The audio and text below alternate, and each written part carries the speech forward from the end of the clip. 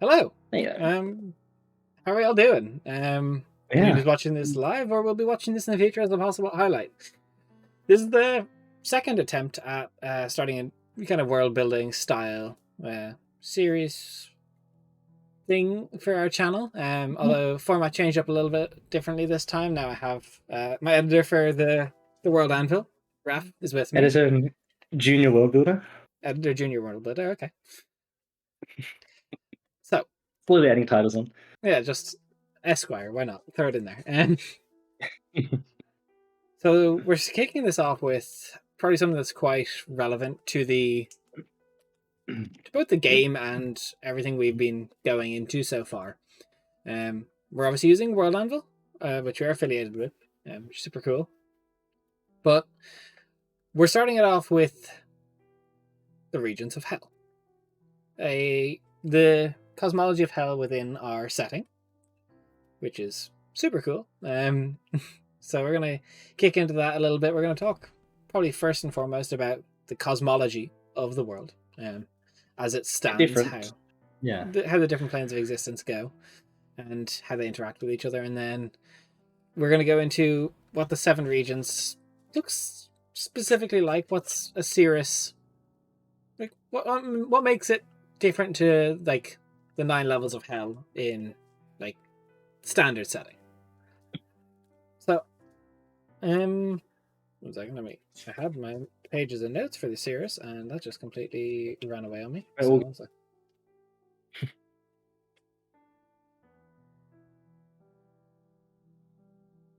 So we can start off with like the structuring of the cosmology itself. Hello, Hans. How are you today? Ooh. Great. Happy to have you here. And hello, Kyle. Love to see a first-time chatter. How are you today?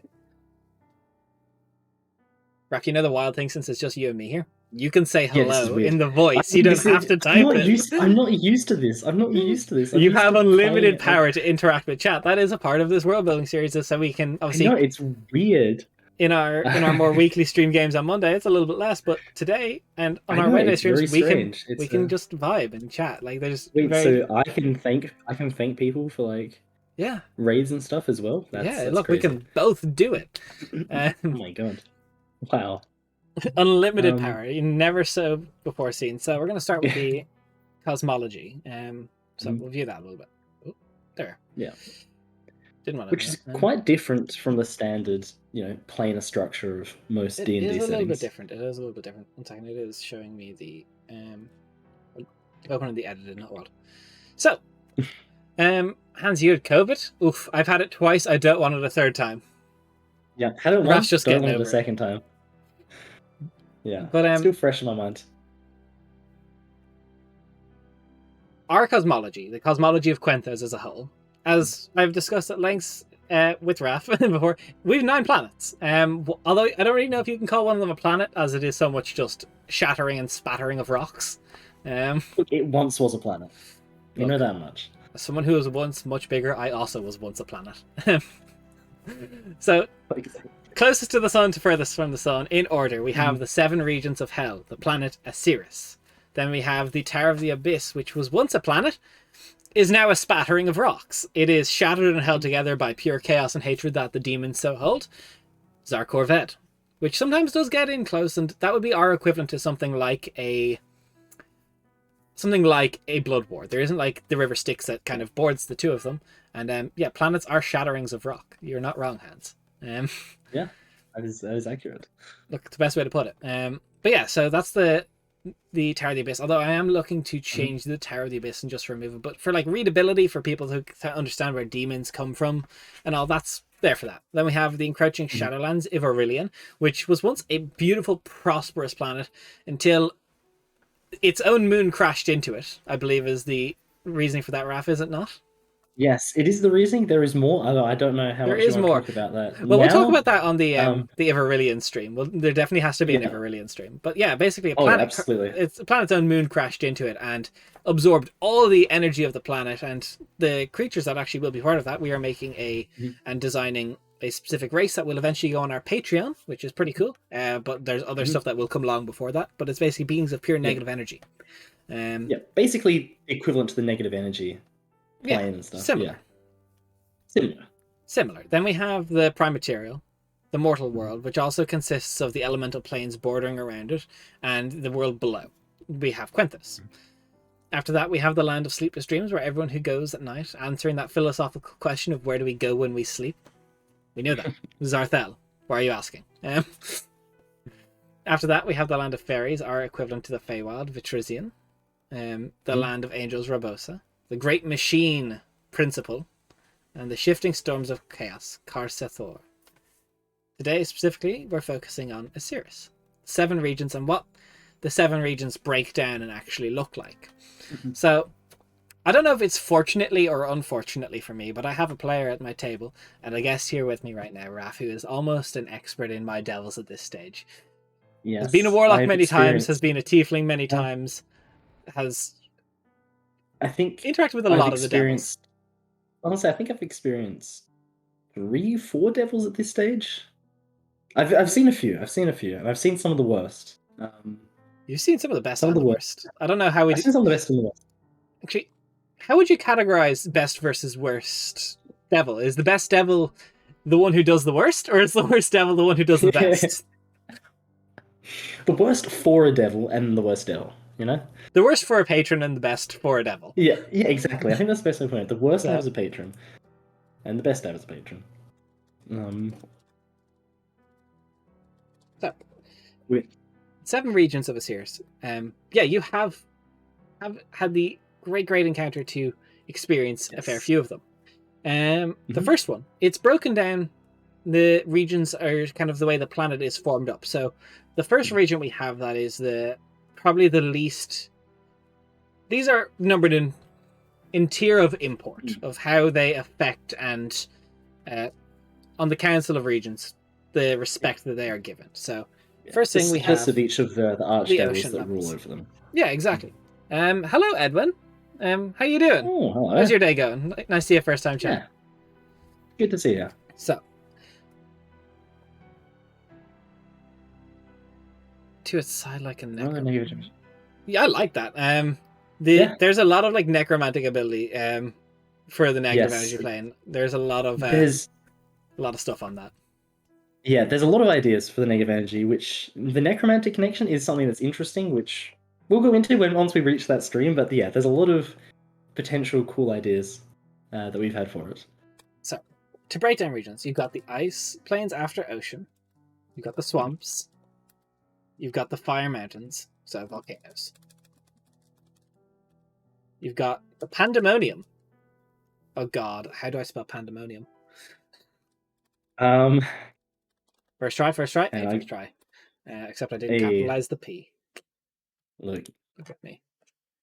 Oh no, I did not spell it right. It's now yelling at me.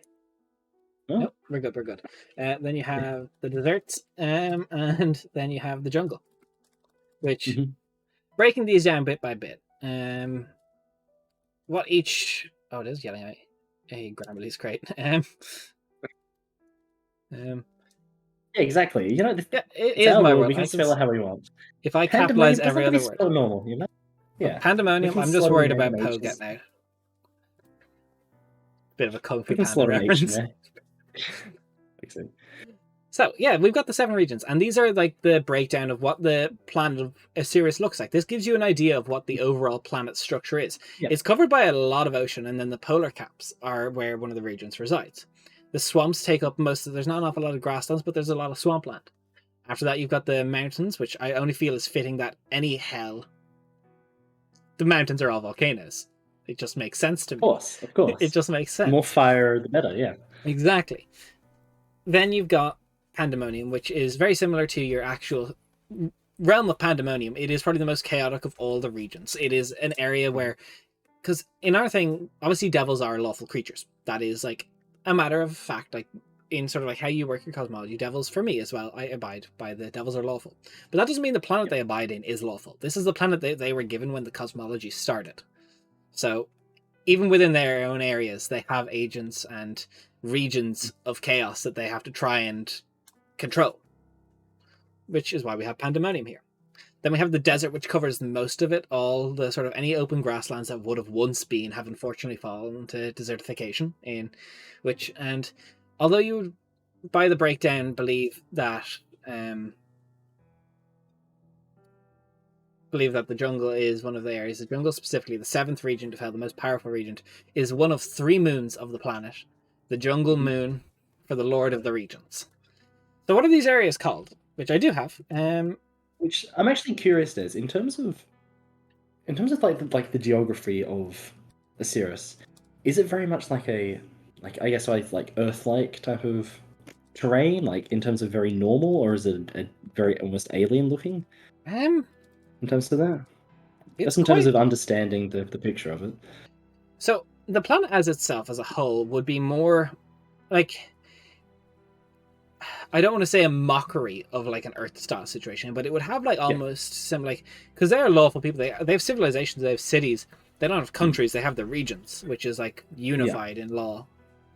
But you would see your typical things of like, there's like the breakdown, but I would almost put it as these 6 main regions. These regions. Oh, hello, Winter's Tales rating with a party at 28. Thanks for catching our first world building stream.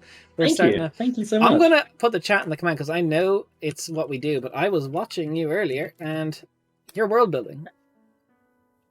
And I'm right, you're playing D&D. How did it go? Did you get your stuff done?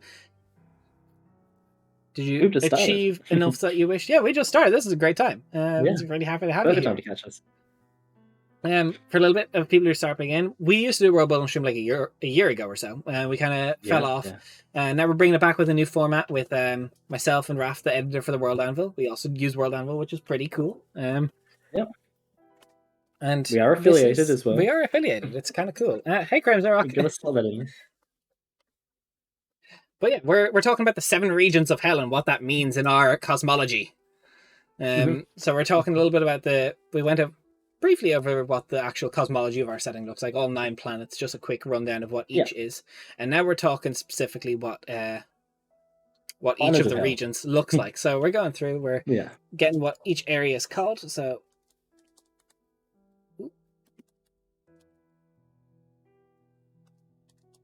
which is quite fitting.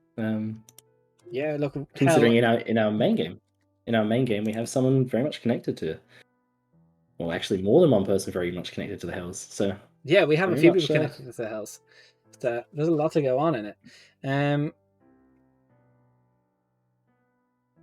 They're definitely Edwin. That is a very good question. The amount of like pyroclastic flows. I'd like to think so. I'd like to think that it once had grassland. I'm not gonna act like I know what that is. I'm just gonna say yes. That sounds like it could have happened. Look, that definitely sounds possible. I read flowers, so that's where I'm at. There's also 3 moons, which also we don't have the. Yeah, I mean, I guess that's something also to touch upon the moons. Although we'll touch on them soon. I mentioned we'll also get into that as well. Yeah. So normally, what I do is I don't give the players the name of the rulers of each hell. But as the World Anvil for us kind of actually once I can get that a little bit better. So I don't have to type this every time. So the World Anvil for us is designed sort of as if you wanted to run a game in our setting, you'd have all the information to do so.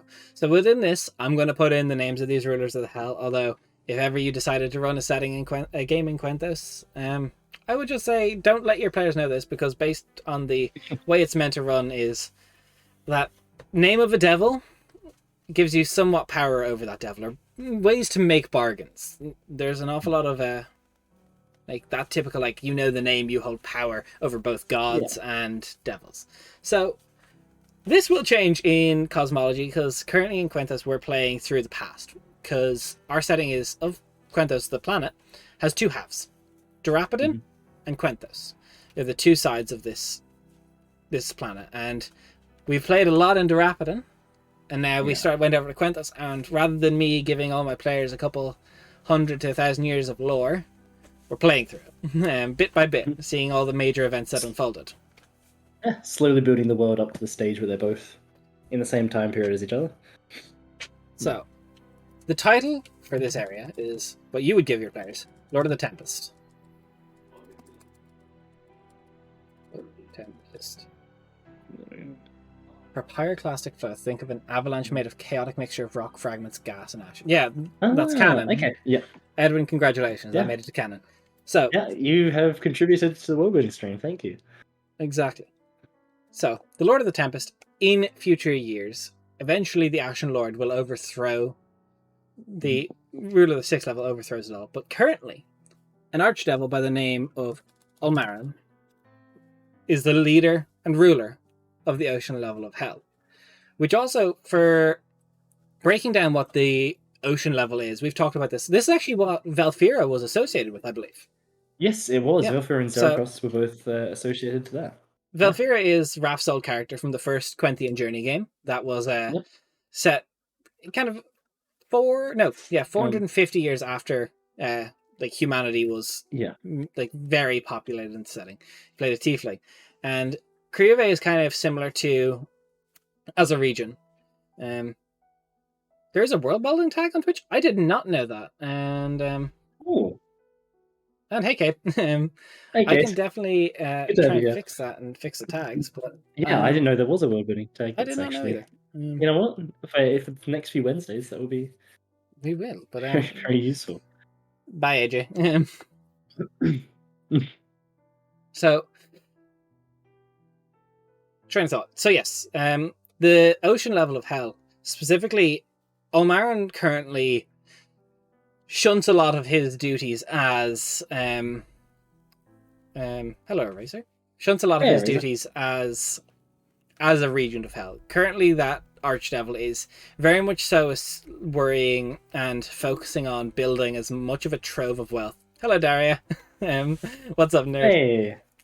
And thanks for the follow, Eraser. But basically, he's trying to make a party barge of gold. That is like what the floating city that floats along the oceans. Mm-hmm. The only actual city that would be in this like geographical place of Osiris is basically an island of wealth that is just like party barge. Yeah. Archdevil doesn't want to do his Las job. Vegas. Yeah. Floating Las Vegas. It is the Las Vegas of Osiris. So basically hell. Confirmed Las Vegas isn't hell. Look, with the temperature there, I believe it is. I've been. But yeah, so first-hand experience. If you were to set any of your warlocks or like adventures around Ulmarin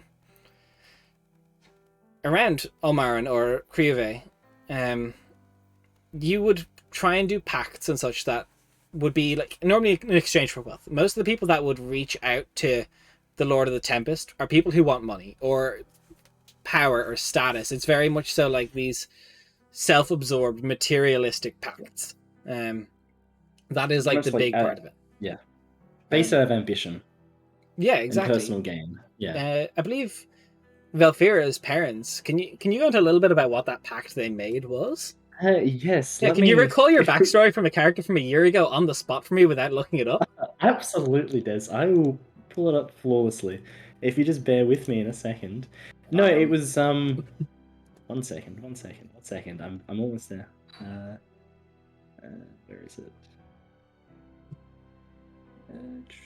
But yeah, it was basically, in terms of making the pact, was done out of greed, and very much done in terms of to further their own material goals as merchants, and yeah, very much what Des was saying, akin to the whole opulence and wealth of the massive party barge. Very much down that line.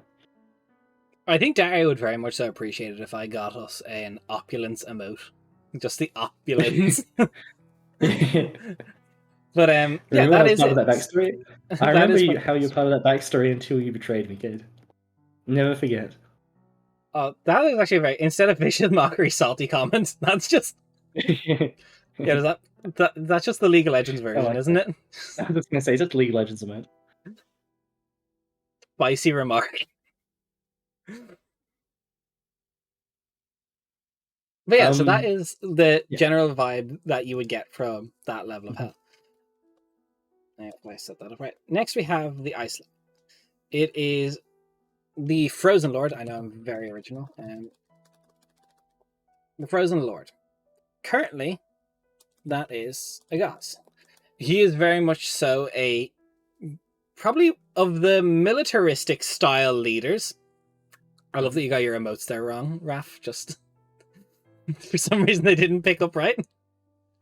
Wait, what do they come out as? They just came the L 25L, the L 25L. That's weird on my screen. Completely normal. It's No. Vel. That's That is Vel.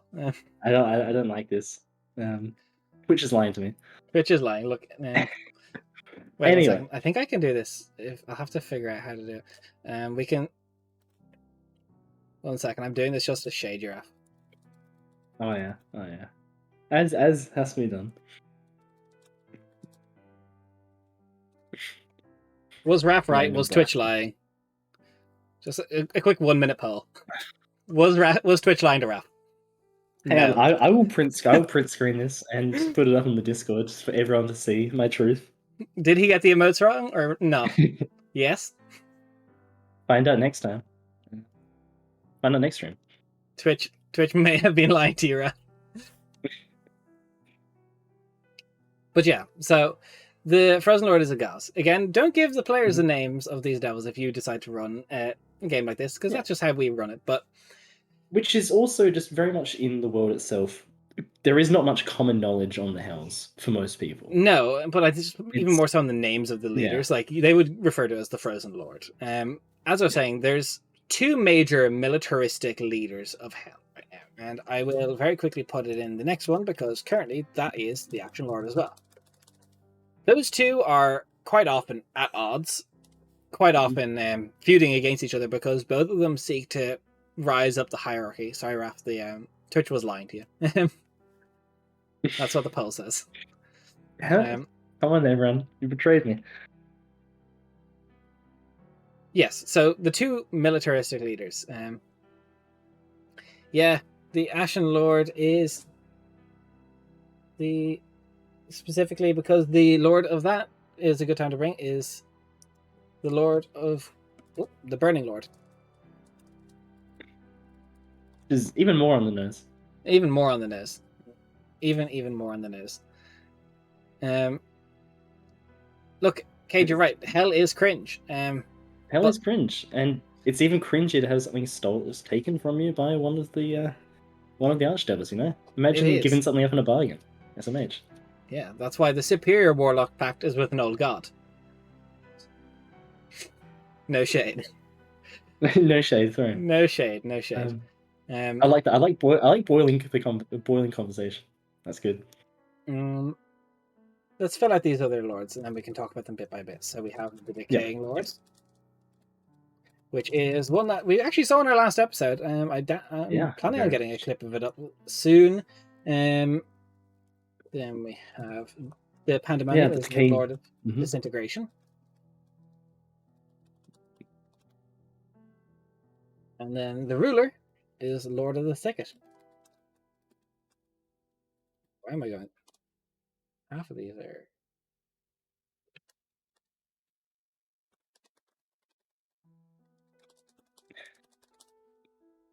Jungle Lord Tarzan.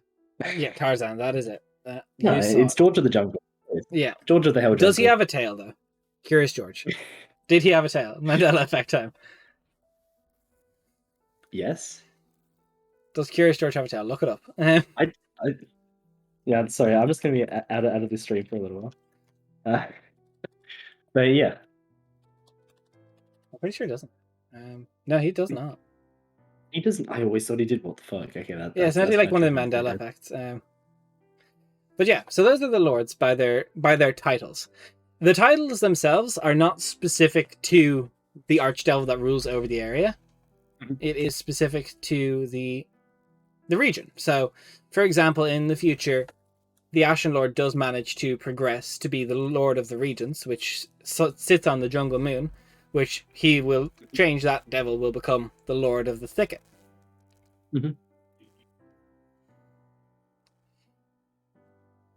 So, bit by bit, we were talking about military lords. We are currently on the ice level of Souskin, ruled by the Frozen Lord Agaz. the Ashen Lord would be his number one enemy. I think if you were to use pacts and warlocks with the Frozen Lord as the cosmology currently stands, an awful lot of Agaz's work would be people who want to, like, military might. Like, that is it. It's like, you make pacts because you want to be a stronger warrior, you want to do better in battle, you want to kill somebody. You're like, I want, like, not so much assassinate, like, those abilities wouldn't so come to that, but if you wanted vengeance, like, if you're making a pact out of vengeance, I guess. Vengeance, that comes into the next one. That's the Decaying Lord. Like, if you're, it's kind of like, are you going for sneaky vengeance, or do you want to, like, like brutal, martial style pacts, like Hexblade's an awful lot of. Although I say that even though the Zamani is a Hexblade. But for example, people who are going to war, they make pacts to, like, perhaps do well in that, or people who want to move up, like a mercenary company, or perhaps something along those lines, or like get military command. Yeah, that would be a very interesting group for a mercenary organization in the world. Like, they're all worship and make a pact with. Yo, that would actually be really cool. We could make a faction design, like an actual mercenary company. They're all Hexblades, all with Hexblades. All Hexblades. No levels in Paladin though, because I don't want to kill you all. And that's kind of cringe. There's a few sorcerers in there. Imagine. But no, that's actually a cool idea. But yeah, okay, I like that. That is good. Next we have probably one of the most recent and relevant Lords of Hell that has come up, because it is relevant to Kingslayer as our current campaign. Oh yeah. We have the Decaying Lord. Also, if Jen says this name to me in character, I will kill her. Like, it's okay. She's not watching this stream. We'll be fine. Zolvathrin, or as he's come, you guys heard his own title, the Father of Schemes. Ooh.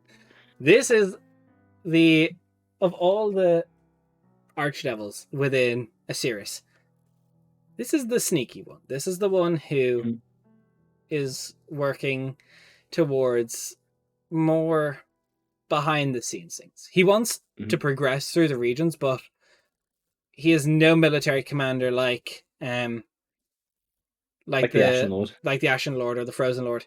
And I'd say the arguably strongest military might he had is currently occupied on other duties. Cade. The Infernal Titan that is at his disposal.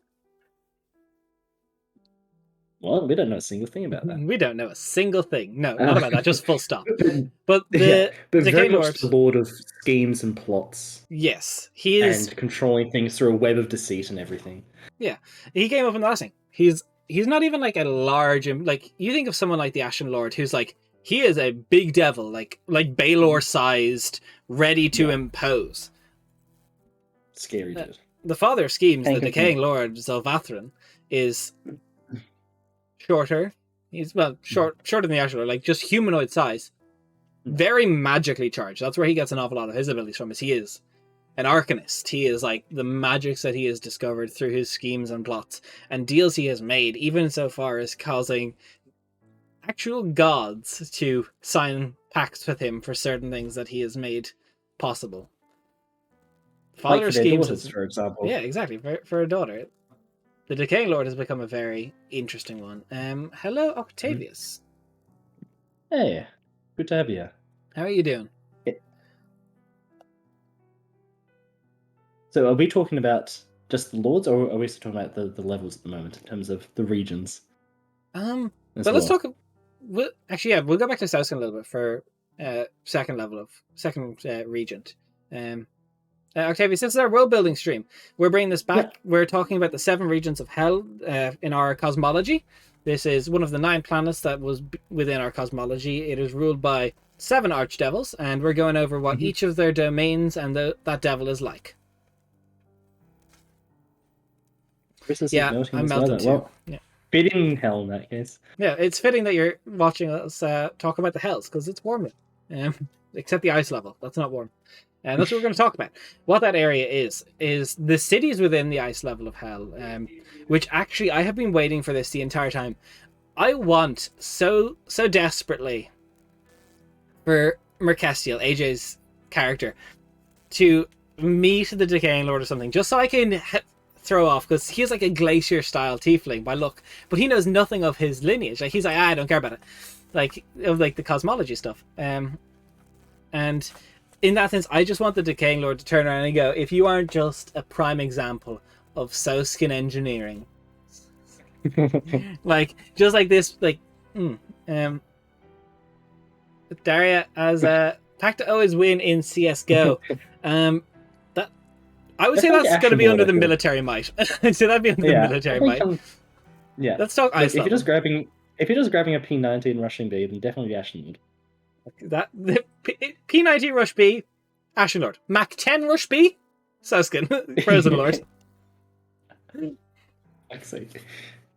But yeah, the ice levels of hell, the cities are very much so like carved into these large, like just like glaciers that move along. It's probably the closest conjoined with the ocean level, and that would be if it's knifing, then it's decay. Yeah, 100%. Yeah. And Kyle, if the hells aren't about just giving players trauma, I don't know what is. Look, like, in one of your games, you don't need much to give players trauma. I don't need much. Like, I'm gonna do it to Cade next session just for the memes, like just because I simply can. Cade in the chat. Wait, hold up. Hold up, saying wait.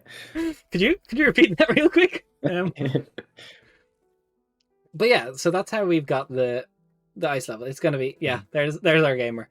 The ice level of hell is very much so like military outposts. Like there's not gonna be so many like Krive before it that has like the one city that's like the floating party barge. We have like military compounds in Soskin. Those are like military strongholds where devils are trained, and most of the souls that Agaz takes, the Lord of the Frozen Lord takes, is he takes the souls of fighters. He wants the fighters for him, and to progress that means. And if it's not a worthy fighter, well, you're not gonna last very long. You will be quasited and deposited. I almost see it as like each settlement just being like a big barracks and like training fields. That's what each settlement is. Just very 100%. Much. You're not gonna find shops and inns there. Definitely not. Edwin, sure, you can post a link. I think it should be allowed. I'm not sure. You can try, and I'll see if it gives me the option to allow it or disallow it. I'm not sure if I have that turned on or off. But if not, you can also just DM it to me on Twitch, and I can peek a look. But that's sort of what you would find in the ice region. In Gisgara, the Decaying Lord's domain, there's not many cities, to be perfectly honest, of like what that area is like, because as his name would kind of tell, a lot of the stuff there is decaying. Believe it or not, the swamp is consuming and preserving. There is a few smaller settlements, but you would almost think like the stuff he works with is more secretive. Like the settlements that are within Gisgara are going to be hidden, like in the swamp. They're not going to be out in the open ready to be attacked by another regent if war were to break out. They're all hidden, but there is smack bang in the middle, which we learned a little bit about, is there's like an onyx tower almost a sort. It basically rises to the top and then glass 360 around so he can view the entirety of his region.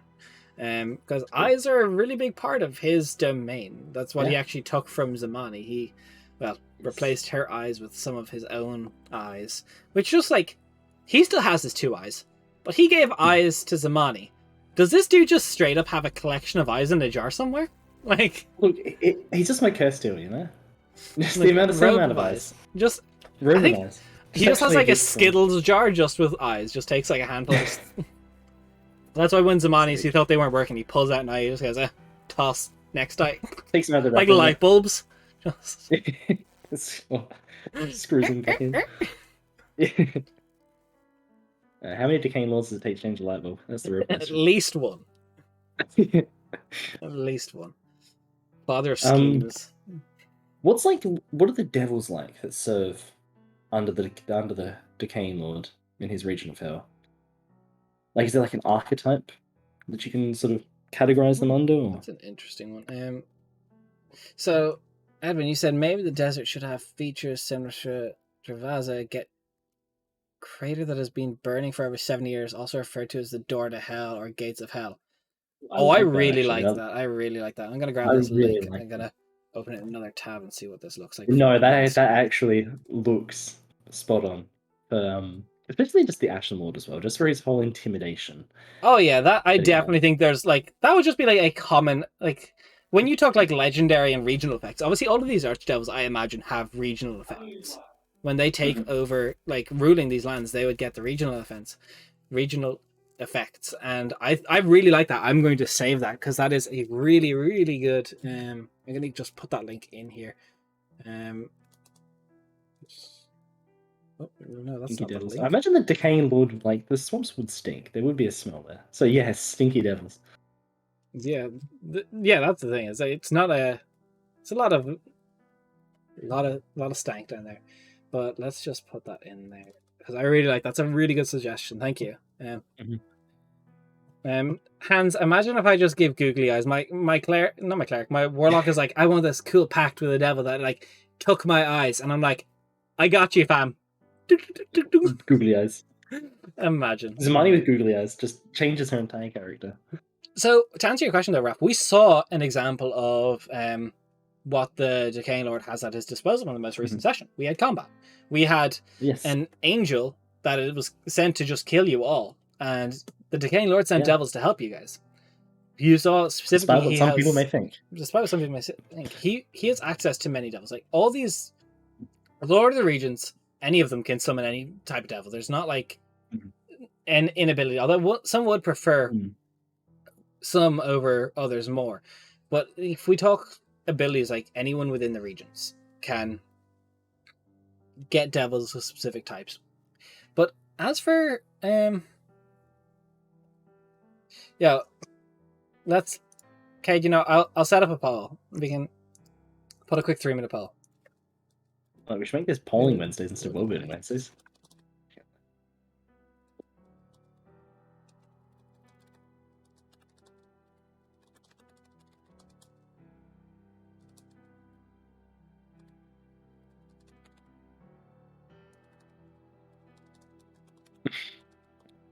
Yeah. The most intense part of the stream. Angel trying to kill or devil trying to protect? Look. It should be the neutral position. Just call it the Calcindia. Yeah, at one point it did become a homebrew. Okay, I see you voting for those angels. Hard simping for Solelia. But yeah, so the actual devils that Decaying Lord would specifically like look for though is devils that are more aligned with magics and devils that can sneak in places like typical like Baylors and such, like these big large ones. He doesn't care about military might. The ones that Soul's Decaying Lord will try and take is he takes pacts with people who want to improve, scheme, achieve different goals, and progress their life to a stage where like they can get an awful lot out of it, because at the end of the day, when you pass, the Decaying Lord has your soul, and he has his fingers in all the pies. He's going to try and take what you got. If you try. Okay. As I say, this may be completely derailing it, but also not.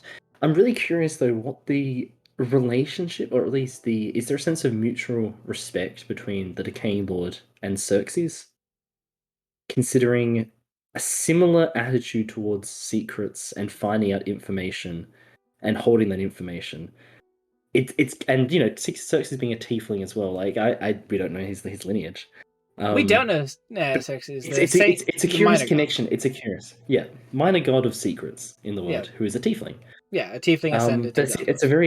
It's an interesting connection between the two of them. I would say the Decaying Lord and Xerxes definitely have a mutual respect for each other. I would say because, like if you even look at Xerxes' symbol, which is in Deep Magic, because I backed that to the point where I was allowed to put a symbol in it, which is super cool. Xerxes' lineage, I would actually probably place to the Decaying Lord, personally speaking. Like Yeah. his lineage does come from the swamp levels of hell, and Yeah. yeah, exactly. Eraser. Angels, just they're holier than thou. If I can't have you, nobody can. It's really not like it's not a vibe. The devils are like, yo, this angel's trying to burn So everybody. selfish. It's selfish. Yeah, it is selfish. Exactly. It's looking like the devils are going to win this poll, though. Just going to say 60% to 40%, Yeah. 3 votes to 2. Just saying. Unlike the fights, in which they definitely lost. Yeah, no. But specifically the devils that the Decaying Lord would work with and want to work with are the devils that have access to magics, specifically. Like, brute force has never been the way of the Decaying Lords. At all. Yeah, okay, she is hot. So hot that she burned alive your followers and killed them. Yeah. Literally hot. Literally burnt alive Olivia. Look, devil is the right answer. Won. Devil, yeah. Devils win. Thank you. Thank you for the vindication. But no, so like the Gilded Devils are not like spellcasting devils would be an amazing thing that he would look for. Devils that can be used to infiltrate, so ones that can change their appearance. We actually talk a little bit about it though. He does have like we have Illriggers in our setting from Matt Koval's things, which the Illriggers serve the Hells, not just any of them. But he would have, even within the Illriggers like orders, the Knights of Hell, the Knights of the Regents. Some, although are not meant to be loyal to a regent, some may be loyal to the Decaying Lord. Yeah, that's the problem. All part of his grand plan. It's like, you know, they're loyal to the levels of hell, but there would be no better tactician in hell, in my mind, than the Decaying Lord. The Ashen Lord can beat things over with pure numbers. See you, Kate. Enjoy. Thanks for coming in. Well, it won't be next week, Kate. We gotta wait a week. The next session. But yeah, so the tactician, it's not so much about finding the like just overwhelming your enemies. It's about finding a fracture point, like one specific area that, you know, you apply pressure here and it all falls apart. Find the weakest link, infiltrate, dismantle. So there was actually we talk about it a little bit. He has an Illrigger style Hell Knight himself, named Woe, and he would be of the actual Illriggers, Knights of the Regents that would reside within Gisgara, and the Regents as a whole is loyal to the Decaying Lord. Yeah, and that's the thing, is like he doesn't abide strictly by the rules. He will always honor his contracts, but rules are made to be broken. Yeah, he's the best strategist when it comes down to like political intrigue and stuff like that. Yeah, like, exactly. you know, if you're fighting a war, you would get the Ashen Lord, but if you wanted schemes and political stuff and intrigue, you would get the Decaying Lord. A lot of assassinations, or like, because remember, like, obviously as a mechanic in D&D, warlocks we have as they sell their soul to a devil for this, but it's not everyone who sells their soul to the devil just does it to become a warlock. Not everyone just wants a D10 cantrip. Some people sell their souls for favors or things of the like, you know. So making pacts with devils, like the father of schemes specifically, like if you wanted someone taken out, or you want to rise up in a political hierarchy, or to break into an aristocratic lifestyle, the Decaying Lord is your patron. That's who you need to bargain with, you know. Yeah. Instinct drink. Let's go. He's definitely probably one of my favorite. Once I played in a good aligned group of religious extremists. Oh no. 3 clerics, 2 paladins. And they were worse than many evil groups. We found and destroyed a demon in your village, so now we're going to deport all of you to a re-education camp to make sure you've not been tainted by the demons. You might never get out, but is that worth saving your soul? Oh my god. That is just I love that. I love that idea for a game. And I love that idea for playing slight tangent. I love that idea for playing like cleric or paladin that's so zealous and religious. Like, yeah, sure, they're lawful good, maybe, or maybe just lawful to I'm gonna just put this in God. like parentheses up here. putting people in re-education camps is never lawful good. But that's the thing, though, is like, yeah, but very much to a to their fault deity, like that is like, well, we yeah, like to it their is deity an thing. extremist deity, like that makes sense. Like It's an interesting concept to look into for a character. Yeah, I like that. Yeah, I like that. trying to. I can really imagine like a paladin of Solelio, like the current Solelio we have right now. Which for people who are wondering, Solelio is our goddess, one of the major gods of the setting, the goddess of Wildfire, and basically she has gone crazy and she wants to burn everything down and start again. It is the best possible option. It's just we're too far gone, shit's fucked. Let's just start over, hit the reset button. Let's burn the world to the ground and create a new one.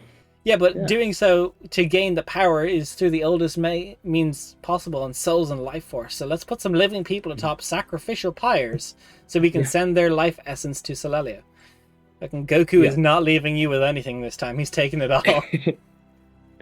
And still technically a god. Still technically a god. Still a major god.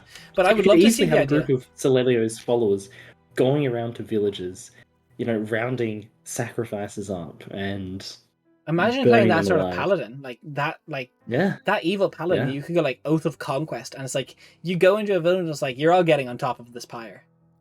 Yeah. This is happening. Yeah. And it's like you could even go like, I'm only burning because the entire thing is like they believe wholeheartedly in the concept that the first to burn is the first to be reborn. So they're like, we're finding the most worthy people. We want to find the goodest of the good who wish to inhabit this world anew.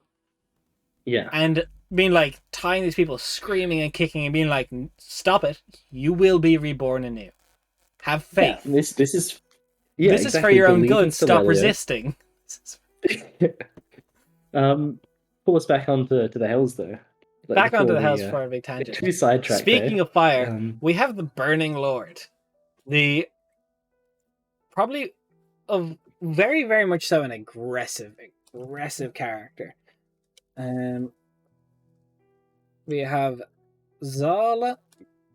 Hey, Cookie. Oh, hey, Cookie. Zalgrit is the Lord of Mixmagar.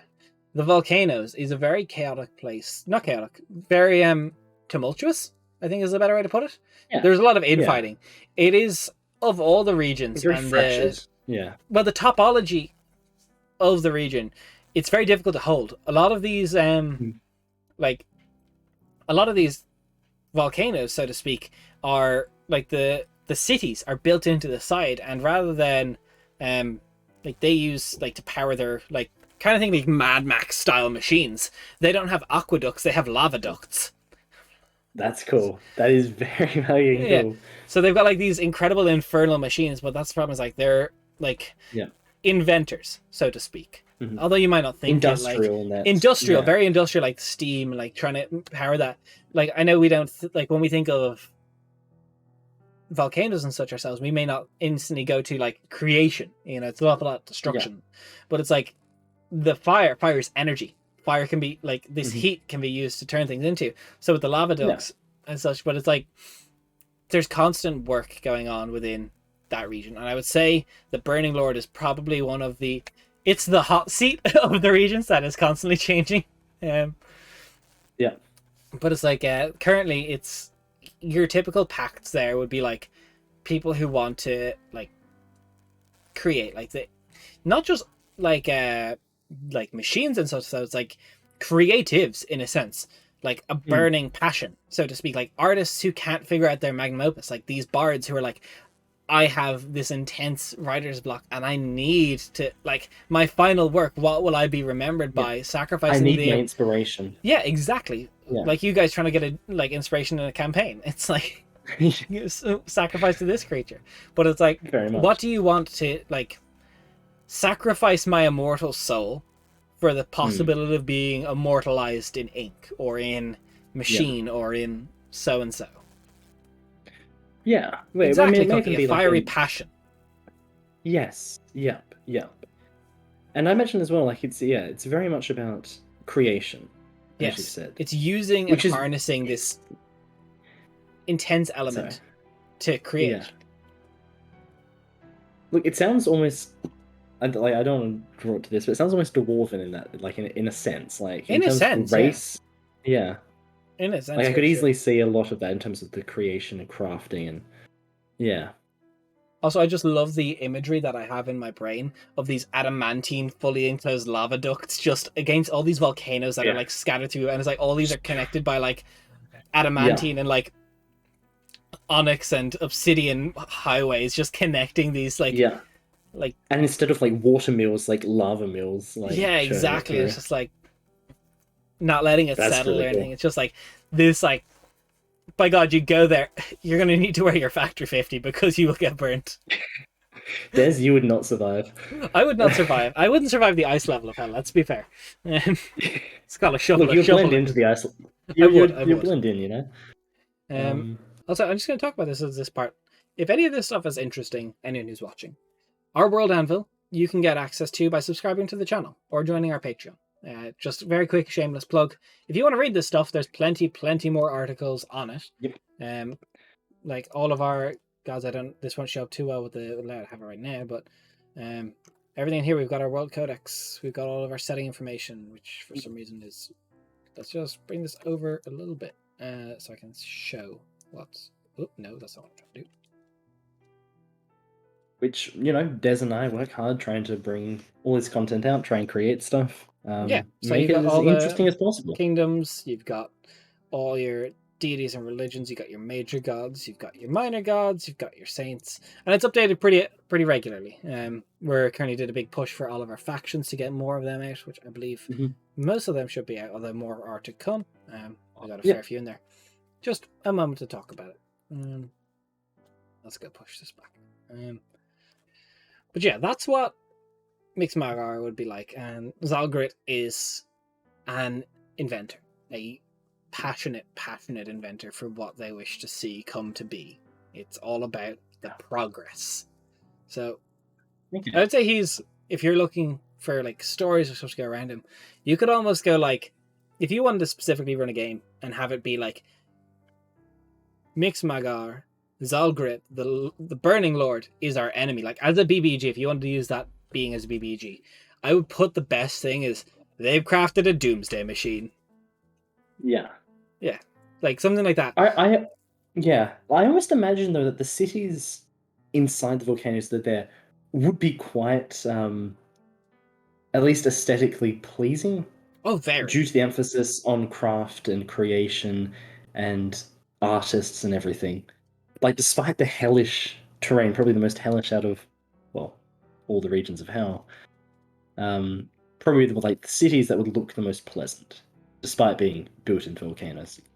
Exactly. That's definitely how I imagine it. I definitely imagine it as like this, again, this burning civilization that wants nothing but to do is harness the destruction around them and turn it into something beautiful. That is, because like, when I try and think of devils, I try and think, what would people make pacts for? Mm-hmm. Yeah. What do each of the archetypes have to offer? Yeah. Like when you reach out and you shout out into the cosmos. Yeah, exactly. Yeah. But like when someone responds to your cry for help in the cosmos, what's going to answer based on the request? Yeah. Yeah. That's really interesting, actually. This is actually one of the Regents of Hell. This and the ice level are two that I don't think I've really encountered all in game. So you've never encountered anything from the Frozen Lord or the Burning Lord? No, never. Nothing you have seen the ocean, you've seen the swamp, you've seen the desert. I don't think you've seen the jungle. You haven't seen the jungle moon. I haven't seen the jungle. Welcome to the jungle. We do not have fun or games. We do not have fun in games. It is the very definition of hell. It is. So next we have the worst place to end up. Pandemonium. Yes. A phenomenon that occurs within a series, our own thing, is very similar to what Pandemonium is in the Cosmology. It's this tormentuous area where the winds themselves kind of like, although not, I don't know, for some reason when I've always imagined Pandemonium, I've always imagined like this super grey area, like these grey cliffs and mountains and things are just blowing through. Like, I don't actually see Pandemonium of Unovix looking like that at all. I imagine it as like just because in Hell, I imagine most things are like turned up to 11. Like that's what in my mind Yeah. goes. So the winds of Hell in like the valleys of like these areas, I'd almost imagine like this is like the valleys next to the volcano regions. It's like the winds that get cut through here are literally strong enough to cut flesh from bone. Okay. Like it's not insanity of the sense that like Pandemonium of that is, but it's just things can't survive here. Like the actual cities in Unovix have to be underground because anything surface, the winds here just destroy. They disintegrate. Yeah. Well, yeah, Lord of Disintegration. Lord of Disintegration, which we get to the most unhinged of the lords. Yes. And one I've had the pleasure of seeing in game before. Veron, the Collector, wishes to host a series of beautiful and very difficult to obtain objects, beings, an awful lot of slavery, unfortunately, in this part of Hell. As, for example, in a previous game, we had a character who was part demigod and was originally collected by the Lord of Disintegration, Veron, because he wishes to collect these things. It's basically General Grievous as a Hell Lord. Fine addition to the collection. I was trying hard not to take that meme. No, we can meme. This is like I do not mind us memeing in our world building streams. But in terms of that, I mean, I guess whilst also being very unhinged is very much, jealous and it's focused on building up. Exactly, it's very petty, cares about himself, cares about what he has in his possession, very possessive. Yes. I suppose, though, one thing, though, is your typical thing of, like, I want to make a pact because something is wrong with my family. Well, so-and-so, I will do this, but I will take your firstborn, collecting things like that. An awful lot of people who make pacts to try and save somebody in exchange for somebody go through the Lord of Disintegration.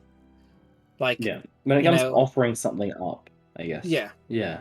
Like, things are offered like all the time, like your soul or whatever. But people who are trying to offer like a life for a life, like like I want the love of my life who's sick to be like healthy again. Okay, your firstborn,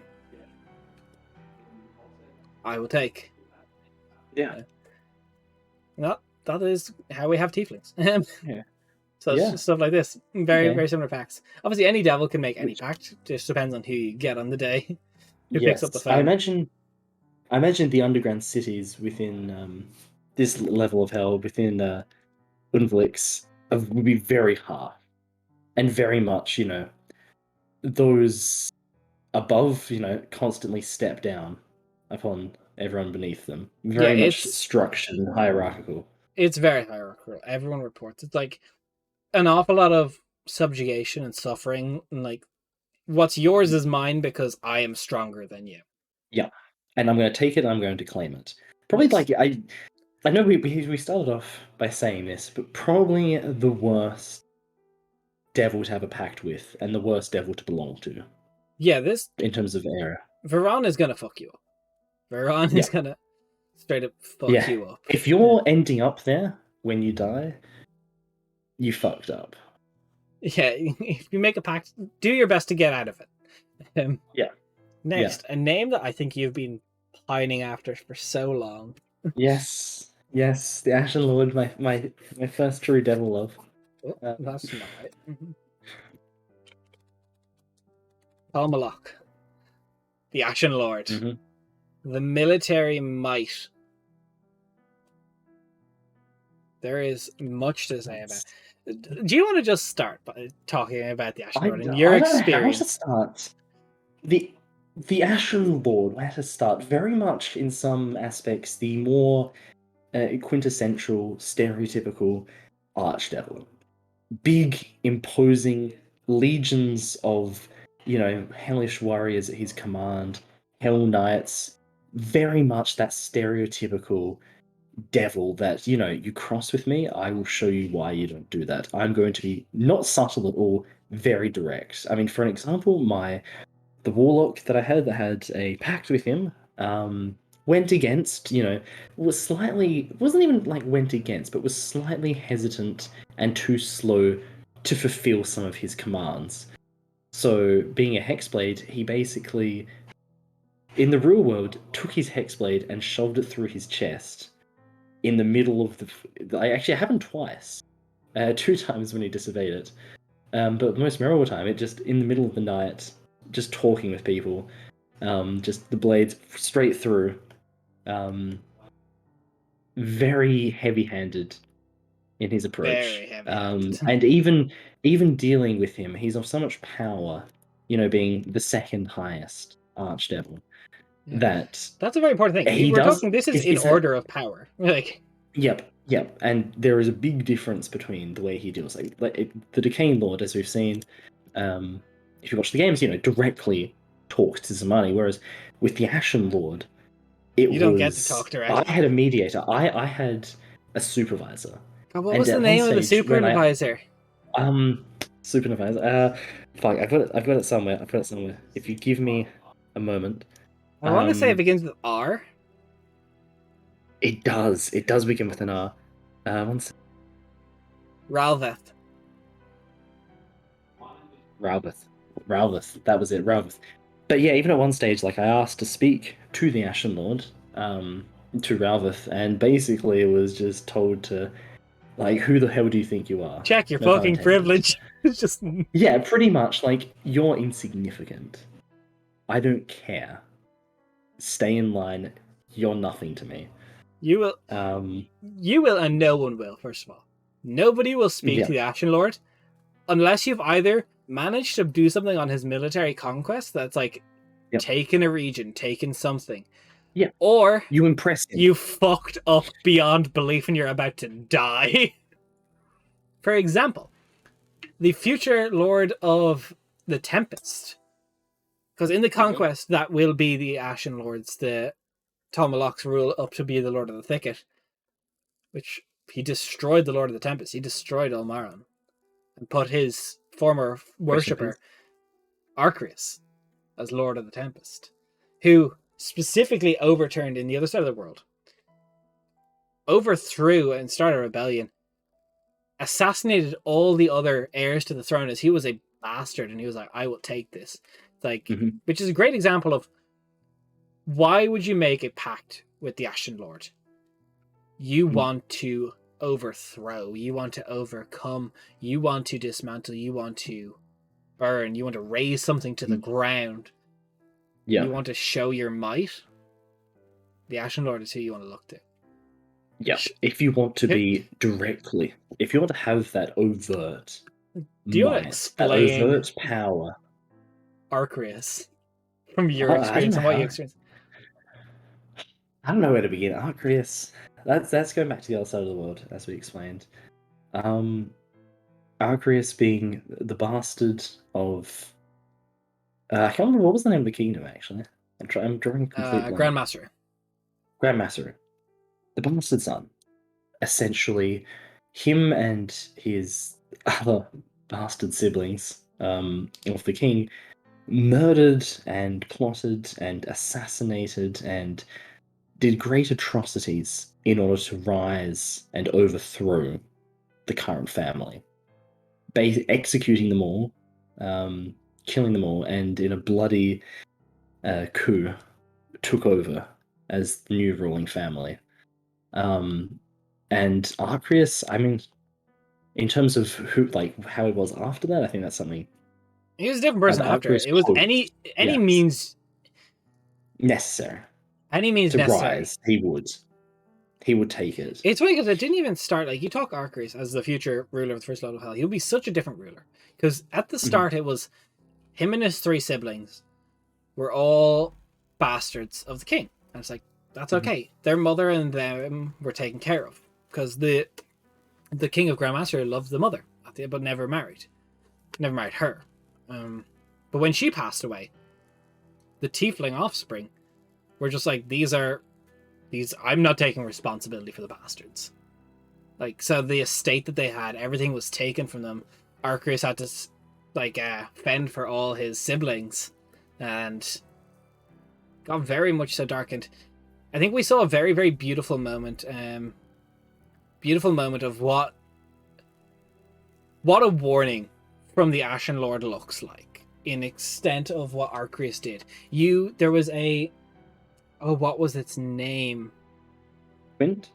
Quint? Yes, the village of Quint. The party managed to make their way there and try and stop Arceus and his plans. And they got all knocked unconscious, and in one way or another got knocked out of the fight. And not because Arceus wished to show them what they had done. And this small village of 300 people, when everyone woke up, they woke up to the smell of burning.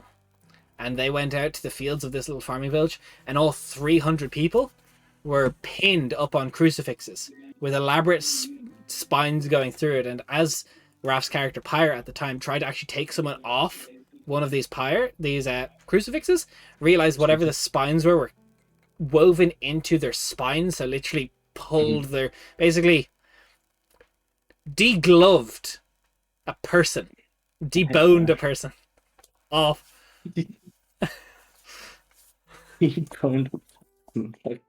It's true though, that essentially is what happened, which is what the Ashen Lord is about. You defy me, you show defiance, you're going to know in blood.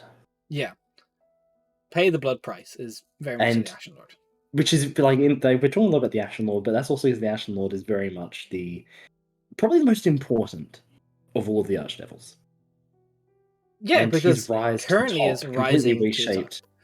It will reshape, and probably exactly like the one that reshaped Hells, really.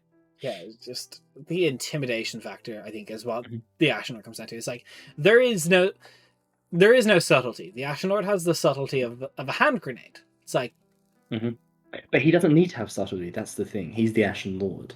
He doesn't need to have it. He has the power not to be subtle. Let's talk about Brumus a little bit. What the region is like.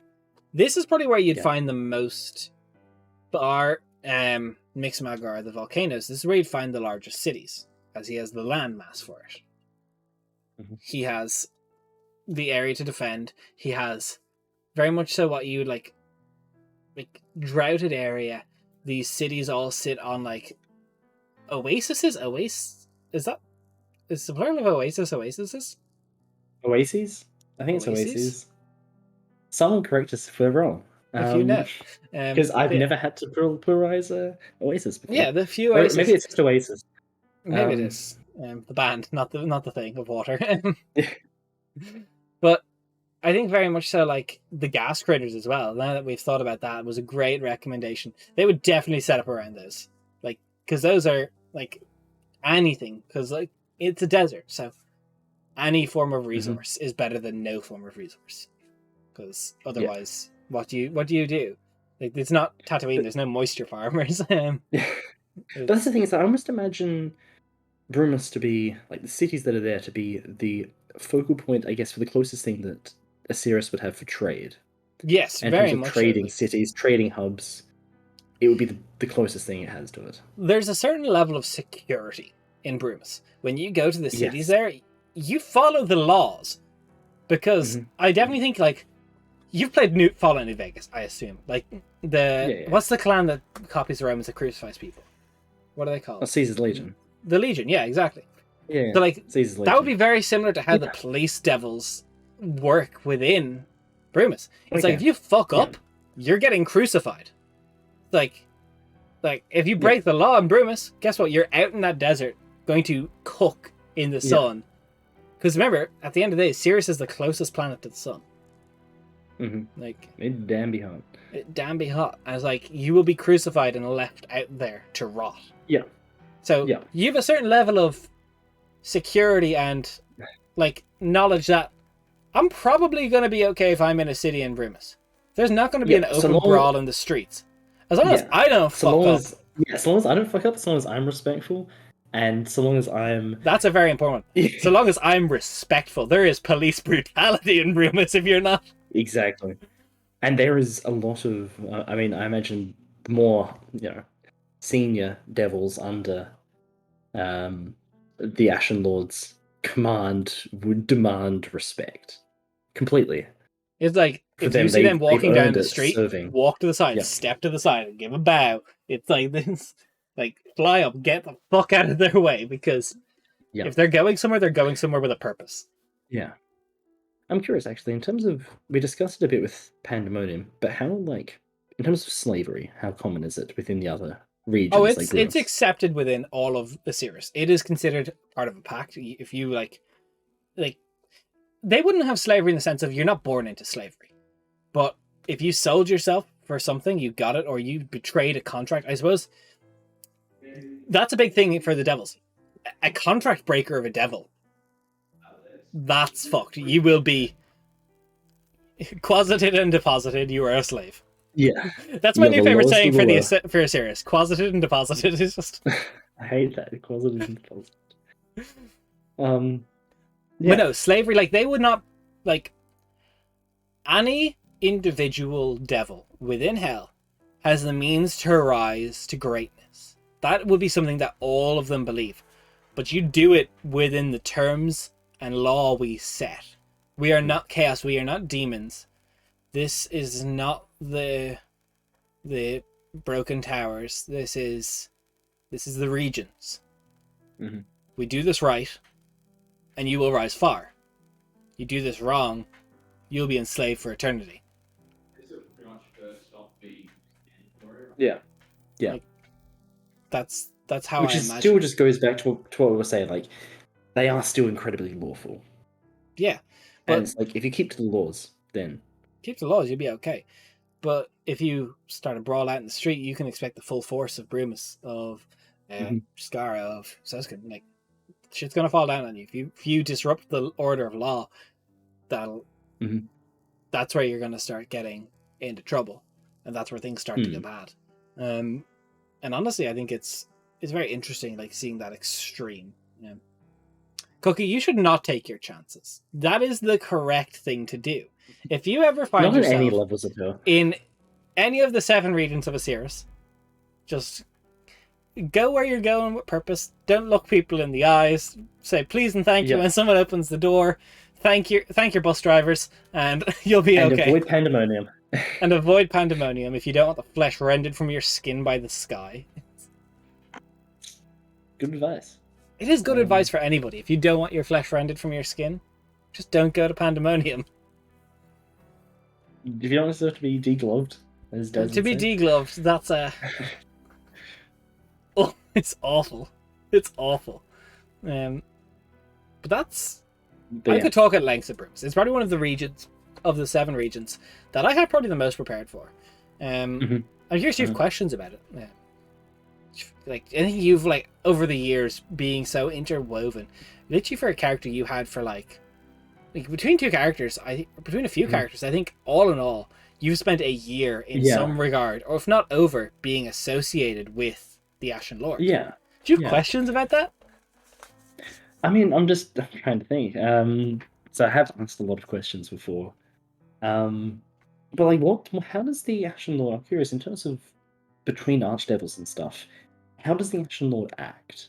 Because we know how he acts in terms of to his subjects and to people who he has pacts with, but towards other archdevils, how does he conduct himself?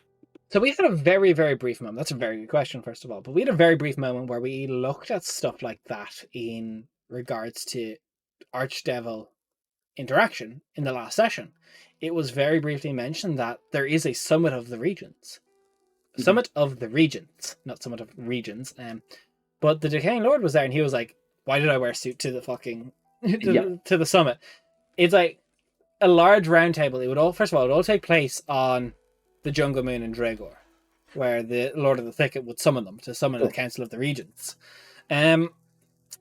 He would definitely talk down to an awful lot of them. As the 6th regent, the strongest regent on the mainland planet of Osiris, not the moons, he talks down to an awful lot of them, because he would, like, if the Lord of the Thicket does not wish to be present, he holds power as the adjudicating voice. Like, that's the thing. Like, all of them summon as regents. There is an odd number specifically so that there cannot be a tie in votes. But the highest leveled regent is the one who leads the conversations, which is 9 times out of 10 the Lord of the Thicket. But when he doesn't want to be there, it is the It is Ashen Lord. Tolmalok. Yeah. Exactly. Which, Which, for example, I would say when he does become the Lord of the Thicket, there will never be a summit of the Regents that he won't be at. Also, yeah, Cookie, it is too hot to go there for a summer getaway. Unless you go to the ice level, the ocean might be nice. Some beaches. The ocean, you know what? Traveling around just on like a massive Party barge? party barge would be, be a good way to spend your summer. There's definitely worse ways to do it. Like Pandemonium. Definitely worth it. Are you telling me you don't want to get the flesh ripped from your bones on your summer getaway? Come on, Des. Where's your sense of adventure? Sorry, my bad. But no, I think it would be... there is an ice level in Hell, yeah. There is an ice level. The second Regent of Hell, the Frozen Lord. But see, then it goes to the point of being too cold. It's too cold, yeah. It's like freezer burn. Yeah, exactly. But yeah, so in terms of... Before we go into, we should probably continue and just go through the last level.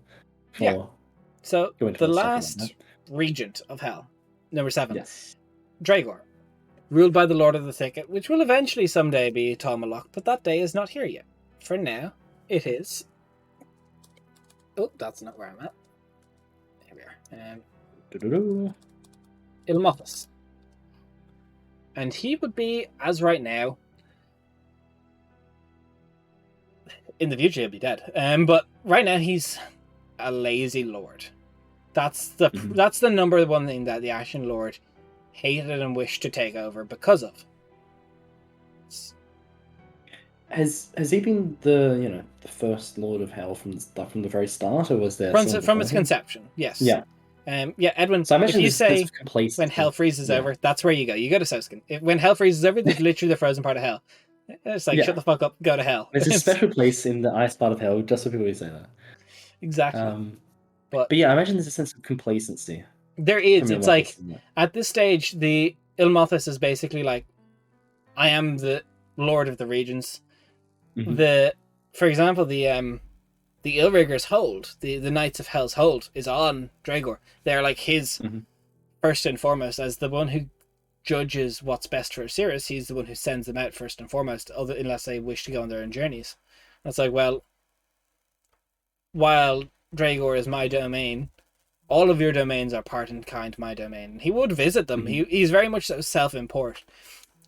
And I will say, the Ashen Lord didn't overthrow Ilmothus for no reason. That's definitely not... Because the Ashen Lord recognizes that there has to be a line that would have been done.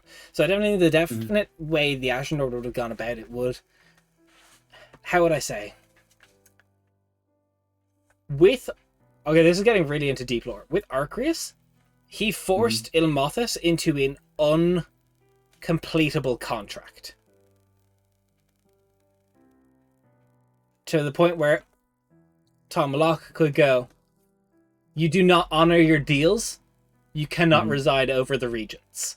And obviously then there was contention because, they're two like, no, and I definitely think you could look to the Decaying Lord as the one who wrote up the unachievable contract.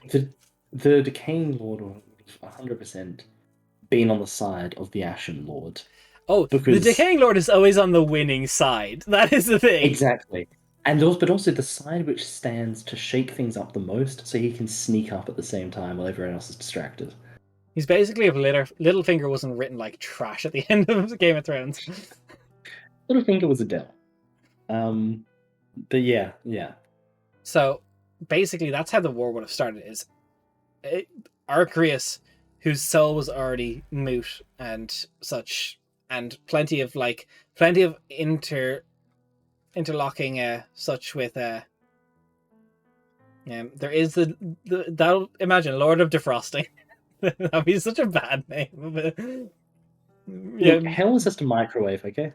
Hell is a microwave. But I definitely think you see. Hey, Pajuk. Hey, Pajuk. Good to have you. Yeah, we're See how about to come get it into has the moons. Yes. Technically, Dragor is the moon, so Moon 1 would be Yes. Dragor. That is where the Lord of all hells, the Lord of the Regents, would Mhm. reside. That is specifically his, like, the palace, Mhm. which is pretty cool. We have a few other things. This is going to very, very quickly expand because I'm going to post something I've copied and pasted somewhere else of the moons. Oh, yeah. So, 1 second. Just the version from my chat. Yeah, exactly that, Raph. Exactly that. So we've got. Let's go. Oh, there we are. Well, not all of the planets in the cosmology have moons at this current Most stage. of them at do, least. but some of them don't. Most of them do. Some of them don't.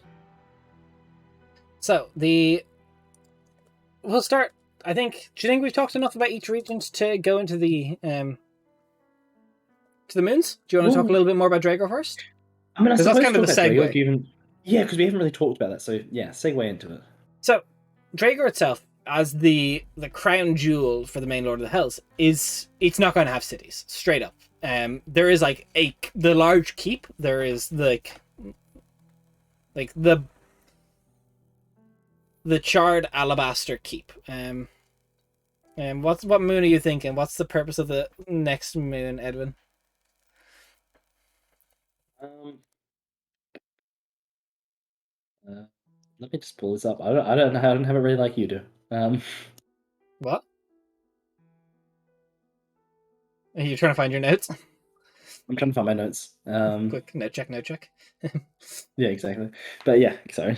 Yeah. So keeping going, Dragor itself, there's a few things. Mhm. There's the charred alabaster hold, which would be the hold of the Lord of the Regents. That's where the Lord of the Thick is. But it's a jungle. It is a dense jungle. Finding anything in there is very, very difficult. It is a concerning time to try and figure out where you are. It's very easy to get lost in. That's like its main defense is the difficult of how to do it. Adobe One Kenobi. I love that fucking name. Adobe One Kenobi. How you doing? Oh, fuck, that's great. Solid name. Also, Edwin, I'll be kind of interested to get that idea. Yeah, I am interested to hear what your ideas could be. We always love to hear ideas. We always love to hear ideas. But there's only one other I love to hear it. I'm glad you're doing good. It's good to be good.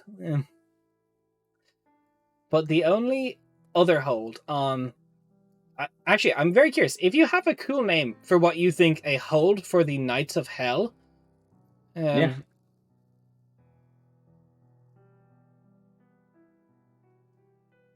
Brainstorm for myself and possibly become a DM. Hey, you should be a DM.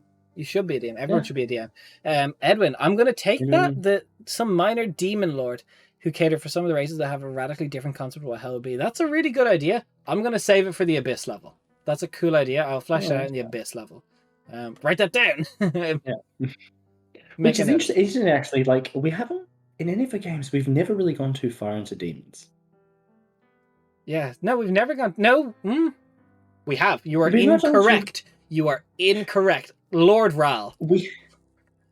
True, but that's the thing, is that we never really got too far into that because it ended prematurely. It did, but we still have touched it. It was meant to go further. So we have touched upon it, but yeah, the demons are relatively unfleshed out compared to devils. Yeah, that's why we got to do them soon. So that'd be very interesting.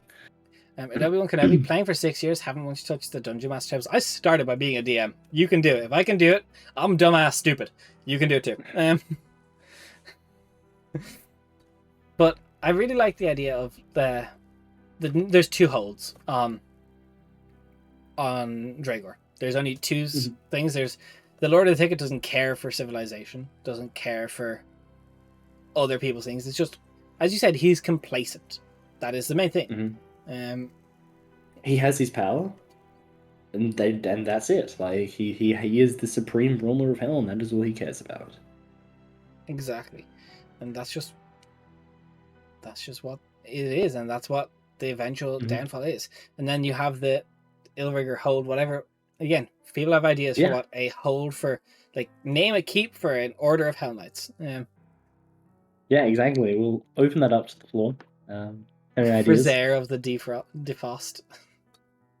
Cursed.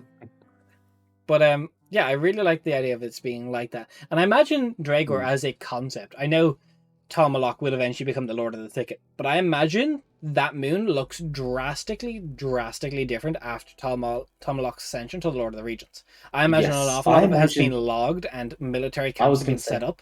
A lot of massive more defensible. deforestation. Yeah, Yeah, and just cities starting to put up fortresses. exactly. Big walls fencing off sections of it. Yeah. Exactly. I agree. Raf should GM sometime. Actually, yeah. The Honey Bucket, a Dotlin? A Dublin? The Honey Bucket. The Honey Bucket. That One is the shot most rest. insidious name for a Hold of Hell Knights. The Honey Bucket. I love it. Honey That's Bucket. Lures a, them in. One shot ref, one shot ref. Look, I will get there eventually. I will get there. I've never DM'd before. Played D&D for a long time, and I have considered DMing after doing a lot of world building, but one day. I guarantee you, and I promise that someday, I will not tell you when, because I do not have a time when, but Rap is going to DM a one shot in my setting. He will have to. Yep. Because Rap has And helped then me write a bit of it as well. So that's where that the is how save is. Dez gets me to DM the next campaign, so they can finally be a player. Imagine I get you to DM the Confirmed. next campaign. Just Confirmed. I hit you. Who got hitting me is like, oh yeah, we're playing D&D. What's the next campaign? That's the neat part, Raf. You're running it. That's your character. You're the dungeon master. Oh, I want to play in my world now. that's the dream, isn't it? Build enough information on your setting that you can play in your own world. Stay around for long enough, and you'll hear what Des wants to play if they were playing their own world in Penthos. Probably a bard. Let's be honest. Be honest. You are a bard. Go lore bard. Anyway. So I suppose the next idea I love. I think we talked like what would you like to know about Dragor before I move on from Dragor? Or what would anyone in the chat like to know about the Jungle Moon before I do it? One thing I am actually kind of curious about Dragor is, jungles as a place are very filled with life. Oh yeah, of course. I'm curious about what devil life exists in Dragor. It's just mosquitoes, are there animals? And they are devils. Yeah. Just mosquitoes with little horns. Mosquitoes. Yeah. It does not have Ewoks, no. Yeah. But no, there is a lot of life. Like you would find, like for something we've talked very briefly on of what could come up otherwise. There's like celestial tigers and such. So I imagine the Hells have their own like variations of like jungle type creatures of tigers, jaguars, like a full ecosystem. I can't seem to organize your thoughts that well for my world, and that going on the end of the spectrum, I have a problem with going too deep into detail in my world. All right, I'm going to give you the best bit of advice for when I ever started DMing, because I got thrown into the deep end with no information. So the best thing you can do starting any world building, for your first session, you need only one thing ready. You just need the starting city. Like with Raf as well with me, and like this setting, it started as a city called Ravenwell. That was it. Yep. There wasn't anything else. There wasn't any country map. There wasn't any world map. There wasn't any information on the cosmology. It always starts with a city, and it's like, in my opinion, if you're starting world building, it's the best way to start. Start with a city. Know that city. Know the NPCs. Know the like I I don't know if I can. As you flesh out the city, I mean, there'll be a temple in the city. Okay, what's that temple to? Like, then you can start to flesh out from within that. Or have you talk a little bit about Ravenwell there for a second for me? Ravenwell. Okay, so Ravenwell is the closest thing to Pandemonium that you would ever find on the material world. It is a place of absolute hell for anyone living there, and which I had the great misfortune of playing a campaign centered around. I say that, but I absolutely love the place, and it holds a very dear place in my heart. 1 second, what is this? Like this. Let's open this. What are we pulling up? What are we pulling up there, Des? Of course. Incarnate, trying to get it. Ravenwell. Yeah, that's But yeah, Ravenwell is how well, not the Quenthos side of it, the Drafton side of it started out. Just the one city there. Didn't really even have a country for it to be fixed in necessarily. No, it was Besides brief outlines, it was very much it's one place. it was one place, and what you have is you get a one place, get a ruins, get a bandit, get a something on the outskirts, get a quest, or do quests within the city. That's what I did when we Yeah. first started. It was a group of like private eyes in a very grim city, and it's like Mhm. you just start there, and then you And then figure it it out. was like I wanted to play some with the connection to a god. Like, okay, I'll make a what are the god. gods? Make a god. It's like Um, pick like one or two temples. Pick like hmm. there's some very good resources online there. Like Dungeon is a very good Yeah. resource for trying to figure out what would you say? And Like, you also let the interest of the players guide what you shape next as well. In terms of what yes. the players had interest in was what you went to trying to flesh out. Yes, very much so. It was always like a very like how do you progress? No, from Yeah, that's an interesting way of definitely going get about your it, even players actually. to, like I think we did that as well. Is like what like give your players some form of autonomy. Like don't obviously I wouldn't let players create like capitals and stuff, but like smaller cities and villages and tell them well it's like Yeah, absolutely like it's a collaborative process. yeah. Or even something as small as like, the player's family may have owned an inn in a faraway city. Okay, design the inn for me, design the area, the district, or the city that was in. Like, yeah. I don't think you ever had to play in Iraq because it was a little bit before your time. I had Oh, a like session, like prehistory. prehistory, but like I had just a session that was like, this is the session I used to introduce people to D&D because I introduced a lot of people to D&D back in the day. And I was Yeah. like, what did I have in that? I had a hamlet. It wasn't even a village. It had like 30 people in it. You get there, it's being raided, insert bad guy, gnolls, goblins, bandits, whatever you want to Mhm. be. Some of the walls are destroyed. Make them fix the walls or like get them ready to prepare for like bandits. So like have the enemy come to them. And then after that first thing, the enemies flee, some of them get away, and you go find their base. And then oh well they took hostages last time, so we're gonna go find where the hostages are. It and then you figure out from there, you kind of drop things and your players will almost by themselves figure out where they want to progress it to themselves. It's Mhm. very much so a like a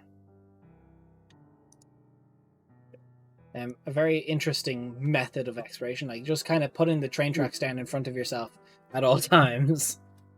Yeah. But But yeah. that was a very In good terms tangent. of In terms of very the good moon, tangent. In terms of hell, the final moon.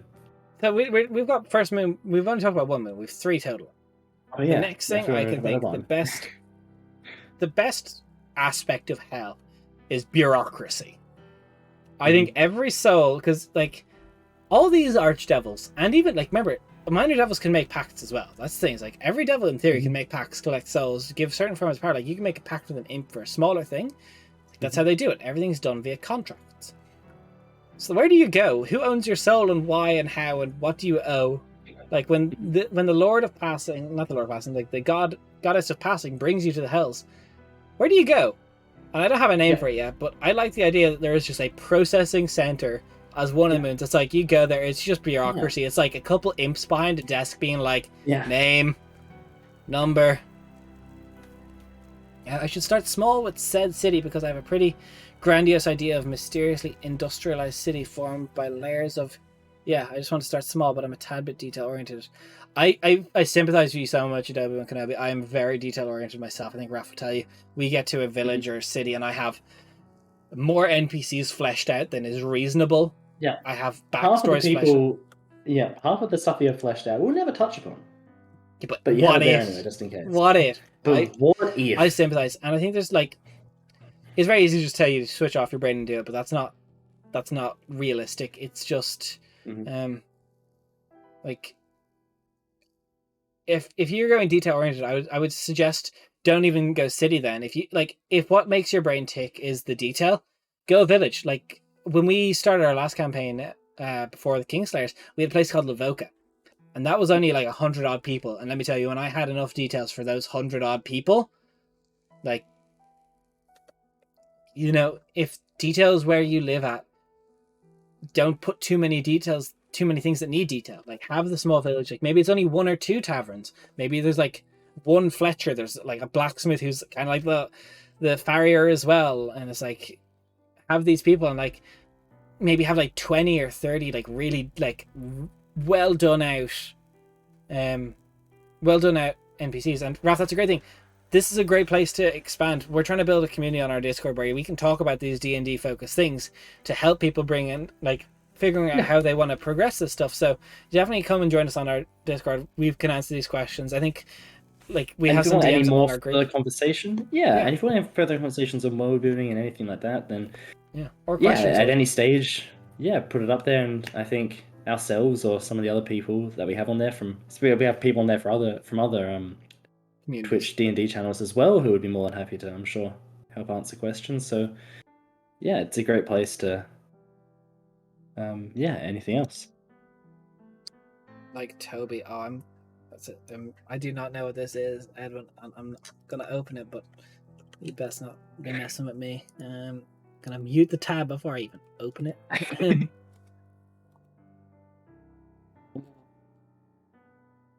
What is this?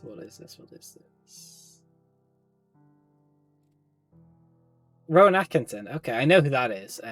But that is not available in my country. So thank you for the attempt. The Discord link is invalid, apparently. The Discord link is invalid.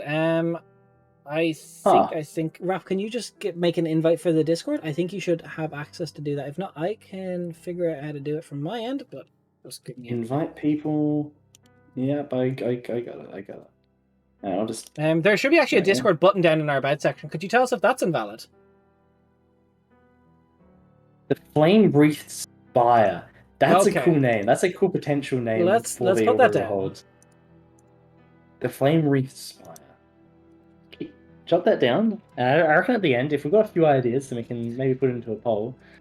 See what everyone thinks. Yeah, winner wins. Although everyone just puts their own names down and votes for their own. Then, much like the Archdevils, we'll have to break the tie. We will have to break the tie. But no, that's very good. I like that Flame Wreathed Spire. I like that a lot. I like that a lot. That is a cool name. But yeah, could someone, Raph, can you check if in our bad section is our Discord button broke down there, or is it just the Discord command that's broke?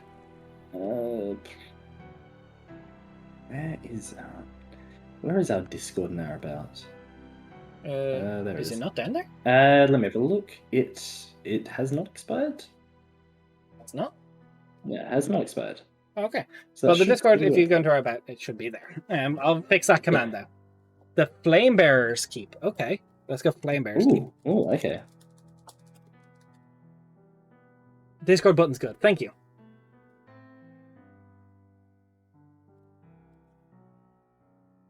So, the processing center. That's what I imagined. It's like the tiniest moon. It's like the smallest of the 3.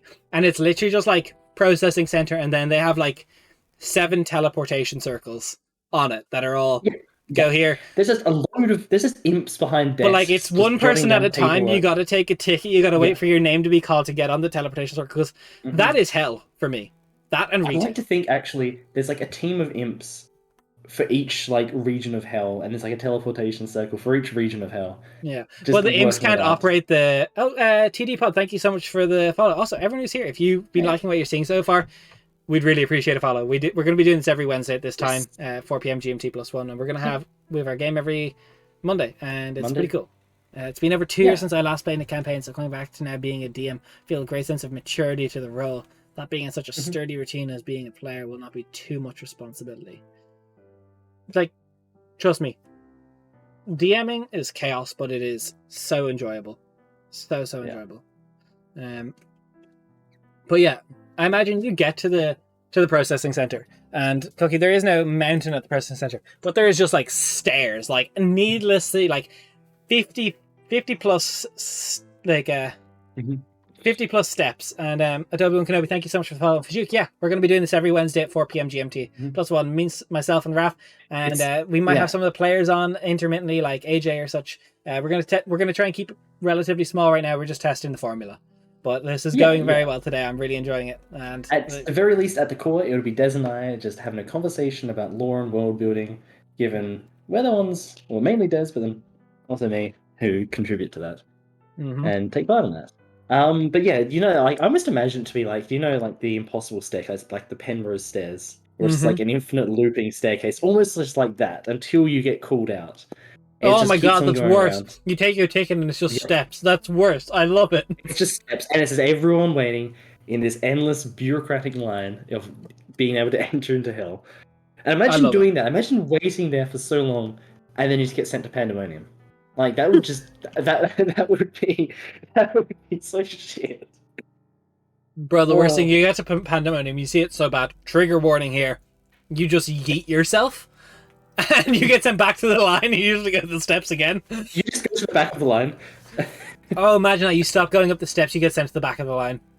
Yeah, if you fuck up at any stage, you just get sent to the back of the line. You can start all over again. You have to keep waiting. I love that. So let's just put this here. Still better than Pandemonium. Still better than Pandemonium. And then what? Like when you have past the infinite steps, you get there, you get your ticket, you meet your imp. They go over your contract, make sure everything was fulfilled on both sides. That's like, okay, take a ticket, go away to the teleportation circle. There's 4 chairs. There's like a couple hundred people. The AC doesn't work. Fucking hell. The shittiest hell. There's a counter just before the teleportation circuit says be back in 5 minutes, and it's been a couple of years. Yeah. Oh fuck. And then eventually a Guild Devil shows up and be like, sorry, not today, I've wasted all my spell slots. It's like going to renew a license in like a really old, broken down service place, government service place. That sounds like the worst. So that's the worst region of hell. I think there's something that's like incredibly satisfying about having that, though. Imagine we just so all your characters have been sent to hell. You're going to have to escape. Bureaucracy. Like, I imagine there's ways to skip it. Like, if you're if you have Edwin, very good thing. After you get through the line, the person at the desk tells you have to go to the other desk, so you have to go back down to the bottom of the line. I love it. I love it so much. There's actually been a mistake made. In the time we've been waiting, we have actually corrected it. Yeah, there's a different part of hell, so can you go back to the back of the line again? Oh my god, I lost my contract. You need to go to contract receive on the infinite staircase number 4. Oh, this is amazing. This is great. Oh, fuck. I love all these ideas. This is... See, people think that, the Regents of Hell are the worst part. No. Reaching them is the worst part of it. I just would love to imagine Action Lord shows up and is like, I had this important person coming through. He goes to the desk and like, you need to let this person through ASAP. And they're like, no, you do not hold domain here. I can just imagine it. Like, these... And then you're just walking up the stairs, infinitely, and all of a sudden you hear... The Ashen Lord's trying to do them angrily, just... I'm waiting for my fucking ticket. Just... You can't do this to me, I'm the Lord of the Regents. I implore you. And Imp just pulls a cigarette and like, I'm on my 15. What are you gonna do? Fire me? Go ahead. Please. I can imagine as well, these imps, they're like the lowest rung of devils. So they enjoy being able to hold this power, and they make sure that they lord it over anyone that comes through. Archdevil, devil, soul... Doesn't matter. No one skips the queue. It is the law. It doesn't matter. They will make the most out of this shred of power that they have, and they I absolutely hate it, but I love it. I love it so much. I love it. This is so fucking torturous to think about. It's like, if you have a contract yet, go there. Yeah. Defrost my patience. Oh, Oh my fuck. god. Yeah. I Imagine. love this. I love it. This is great. I love this when we first came up with it, and I love it even more I now. love it even more. So, I think there's the most insulting place in all of Osiris.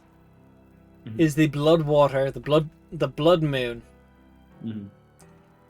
Basically, if your soul is too weak and you get there and your contract's like, so the Decaying Lord wanted my soul for this, but after watching my life, the Decaying Lord's like, nah, you're trash. You get sent to the blood moon where you basically just get like zapped, you're turned into goo, and the blood moon basically serves as this soul bank where any archdevil or devil can like go in and try and get enough power by withdrawing all the souls and blood essence that they need from the blood moon. Yeah. And like it's, and I think we'd also discussed it as being the place where if there's disputes between devils on who owns which soul, this is where like those debates and those disputes are settled as well. exactly, it's like Like, disputes are settled, any like claims, any sort of almost like it serves as, you know, a bank but also a court. yeah, For exactly, disputes This around is- souls. exactly. And there's, I would imagine there's a specific like almost an archdevil style person, but not an archdevil because they can't be one of the regents, like because that would put like a clear movement, or how would you say it, like a bias could be formed. Yeah. So I think that's very good. Which I imagine that like that's also one of the jobs of the Illriggers, is to preside over these disputes, being the supposed impartial judges of hell. Very much so. I really like that as an idea. Fijuk, yeah, Mhm. they can imps and can, not demons but devils specifically. Yes, Mhm. they can. Technically, yeah, like technically they all can. But no, I really like that. So Mhm. yeah, that is all major points of Osiris. Like that is the obviously bullet pointed for easiness sake for this. It says here in your file that you report to the blood moon. That line is the crescent line that moves up every moon phase to have. Oh my god, that's. There's a mnemonic tube system going all over the place in the building randomly. See people getting soaked up through them and drop to the entrance to find their. Oh my god! No, I like that you have to walk down the infinite stairs. So you just have people fucking going. Yeah, sorry, excuse me, but it's not like 2 lanes on the stairs. It's like 1.5. So you have to be like, but there's definitely going down sideways. There's definitely. I'll say there's definitely a tube system. Like if people need to go to the back of the line, like if they went to the wrong section, the wrong desk, they just get sucked back up and put at the back. I love the it. Tube system. I like to think that that's an actual devil. That's their job. Like it is like. Yeah. There's definitely like janitor devils who like maintain the tube system. Oh, you just see them like imagine, sweeping the stairs, like yeah, another day. Imagine just being like, I hope to get we got a bleeder caught in the tubes. I hope I get promoted to desk imp one day. I just imagine a little imp in a fucking janitor's uniform, hat on. Yeah. Butts on his hands. No arguing. They say next. There is no arguing with a desk imp. No, you can't, because it's like you if you argue with them, it's like, oh, you're gonna walk these stairs forever. Yeah, I will make you suffer if you want to like argue about this. Okay, because according to the section 24C and code 1B of there, and they will banish you. Back of the line. It's just like back of the line with you, buddy. What's the Loki meme? I've been falling for 4 hours. Yeah. It's like, not long enough. Yeah. I like that though. But that's Osiris as a whole. Like this is the planet of hells that we've gone over a little bit. So I'll do a poll now in a minute. Currently we have 2 options. We're mainly right now trying to figure out what would you call the keep for the Hell Knights, the Illriggers. What would you call their hold? Currently we have the Flame Wreath Spire and the Flame Bearer's Keep. If you got an idea, throw it up in chat. We'll give it a few minutes and then we're going to do a poll to see which one goes best. Yeah. No meme answers because I'm not going to put it in the poll though. Yep, although if you got a meme answer, we'll laugh at it anyway. I will laugh at your meme answer. No. I swear if you lean on the velvet rope again, I'll send you to the back of the line. But it took me 2 years to get here. Then stop leaning on the rope, you ass. That's definitely like, like if you tap on the glass, it's like, hello, and the imp just looks up and is like, you did not tap on my glass. Did you tap? You better apologize. And after you apologize, back of the line. I just like to think, though, you've been waiting on this line for ages. You've been finally got, you've gone through, you've been sent back, you finally reached the end, and the imp there just like flips on a little sign like saying on lunch break, and just walks off on their lunch break. And then it just starts a stairmaster where you are. Just...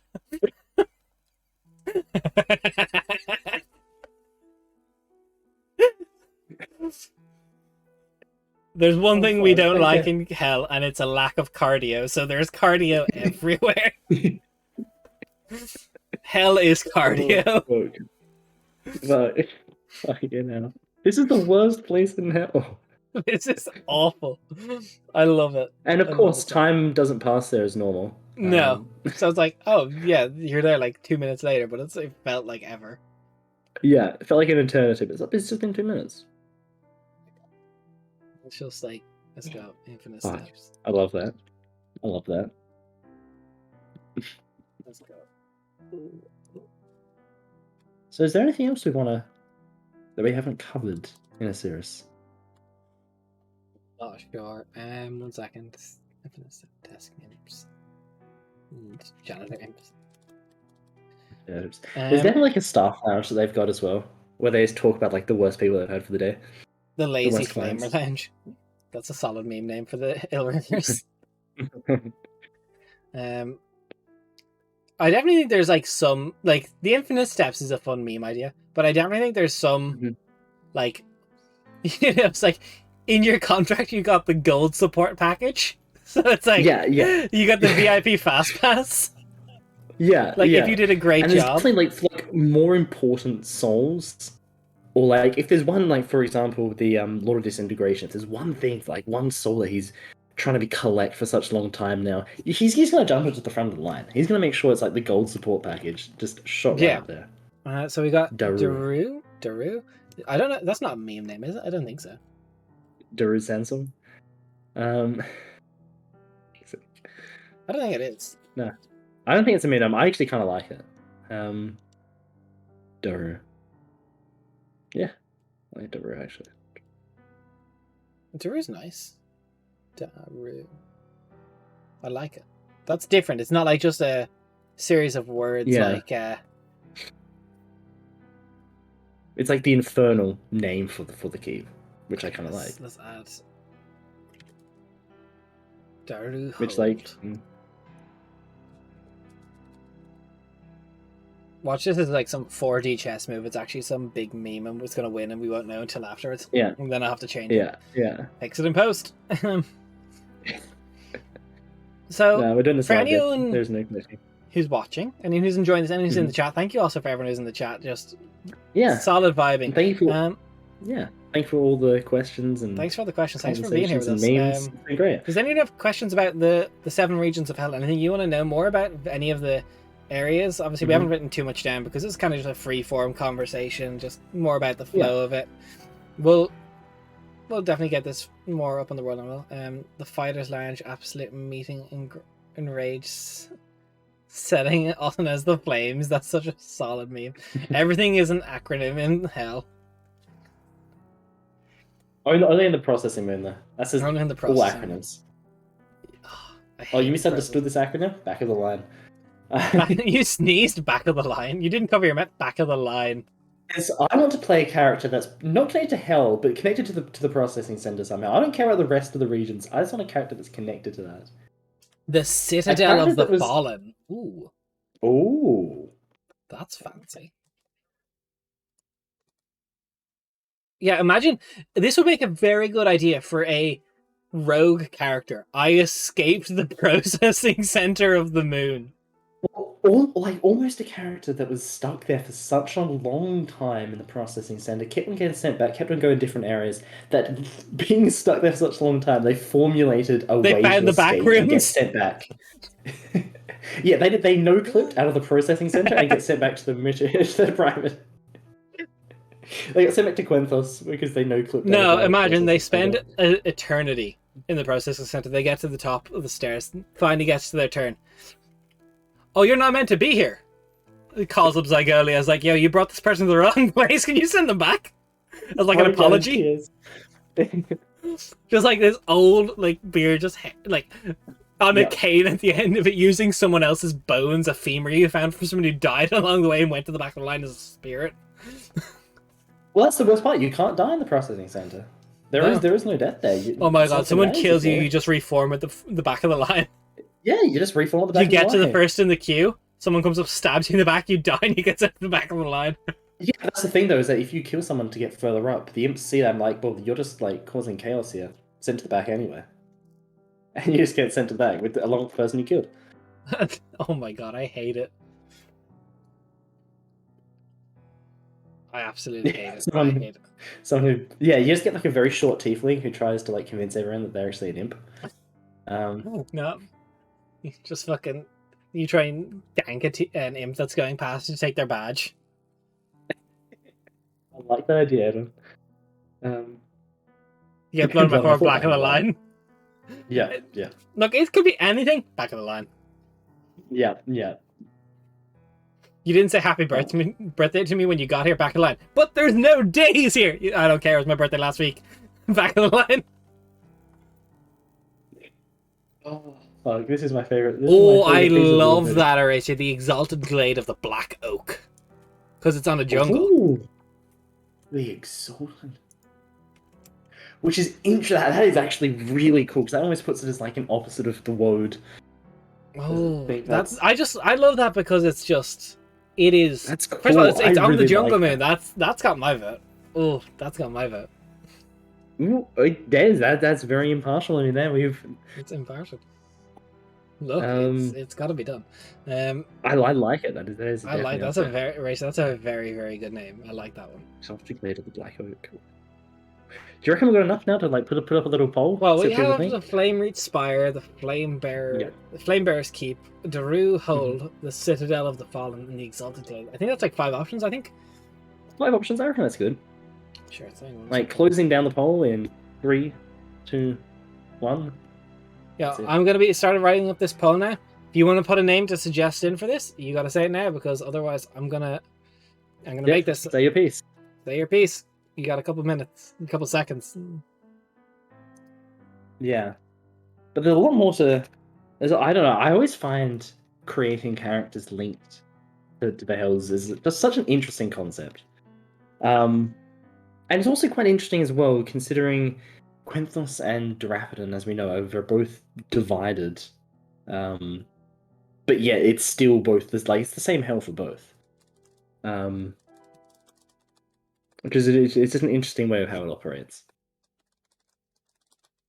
Despite being, which is actually, is it only souls from Quinthos, like from the material world, that mortal plane that goes to hell, or is it also like if you died while traversing, or if like a creature from the land of sleepless dreams died? Well, I suppose that gets into the term of like, is it a soul? Like, is it a soul? Yeah. Like, and I would say, like, that's kind of like an awful lot of settings, and I'm loath to commit to an answer on this because it's I don't know, because some people have it's like, well, the only place that souls are born is prime material. Yeah. Which doesn't exactly work for us, because what we've devised is, there's different planets, there's life on these other planets. All right, time is up. The poll is going up. I'm going to give it a 5 minute to vote. Yeah, it is just like the waiting room in Beetlejuice. You are correct. That is very similar. All right, we've got 5 minutes. We got the Flame Reach Spire, Flame Bearer's Keep, Daru Hold, the Citadel of the Fallen, and the Exalted Glade of the. It won't let me go further, but the Exalted Glade of the Black Oak. But you guys will know what I mean. The Exalted Glade of the Black Oak. Yep. 1 second. All right, poll is up. Dum dum dum. You just need like one of those quiz game soundtracks. Exalted Glade getting first vote. Citadel of the Fallen second vote. Ooh. Oh, Flame Reach Spire 1 vote. That's a 3-way tie so far. That's a 3-way tie. Come on, people. Get to it. We Get in cannot have that a poll. tie You here. got 5 minutes. When I play an Ilrig next campaign, I need to know this. Pajik, the main villain of the last campaign was associated with demons, not devils, so we wouldn't nerd about it. Mhm. Now everybody votes from themselves, so we all get one. That is amazing. Oh, Exalted Glade has 2 votes. Clear Forerunner right now. Oh no. But also I think Fajuk's also like in terms of Yeah, he's talking about Tarkan. Tarkan the Desiccated. He made a pact with the demon. With the demon, so that was that's pacts with demons. I like to think like the demonic counterpart of this is just like everyone just getting sucked into like a vacuum, just getting like just spat No, back I out, like to imagine chaos. The way people find where they're meant to go in the Devil's one is basically they play Fall Guys. It's Fall Guys. You just gotta find you gotta get to the end. No, and it's just all the demon lords of the Infinite Spire just sitting there laughing as you go, you fell over. Yeah. Mine. It's just all of these demons just waiting around, just like looking up, waiting for someone to fall. You just grab them. The world champion of the demon version has been going out for years now. It's been going out for centuries. Yeah, just because you don't want to lose, because then you got to go fucking serve a demon lord. You're not mine back to processing. No, anything but that. Yeah. Wrong line.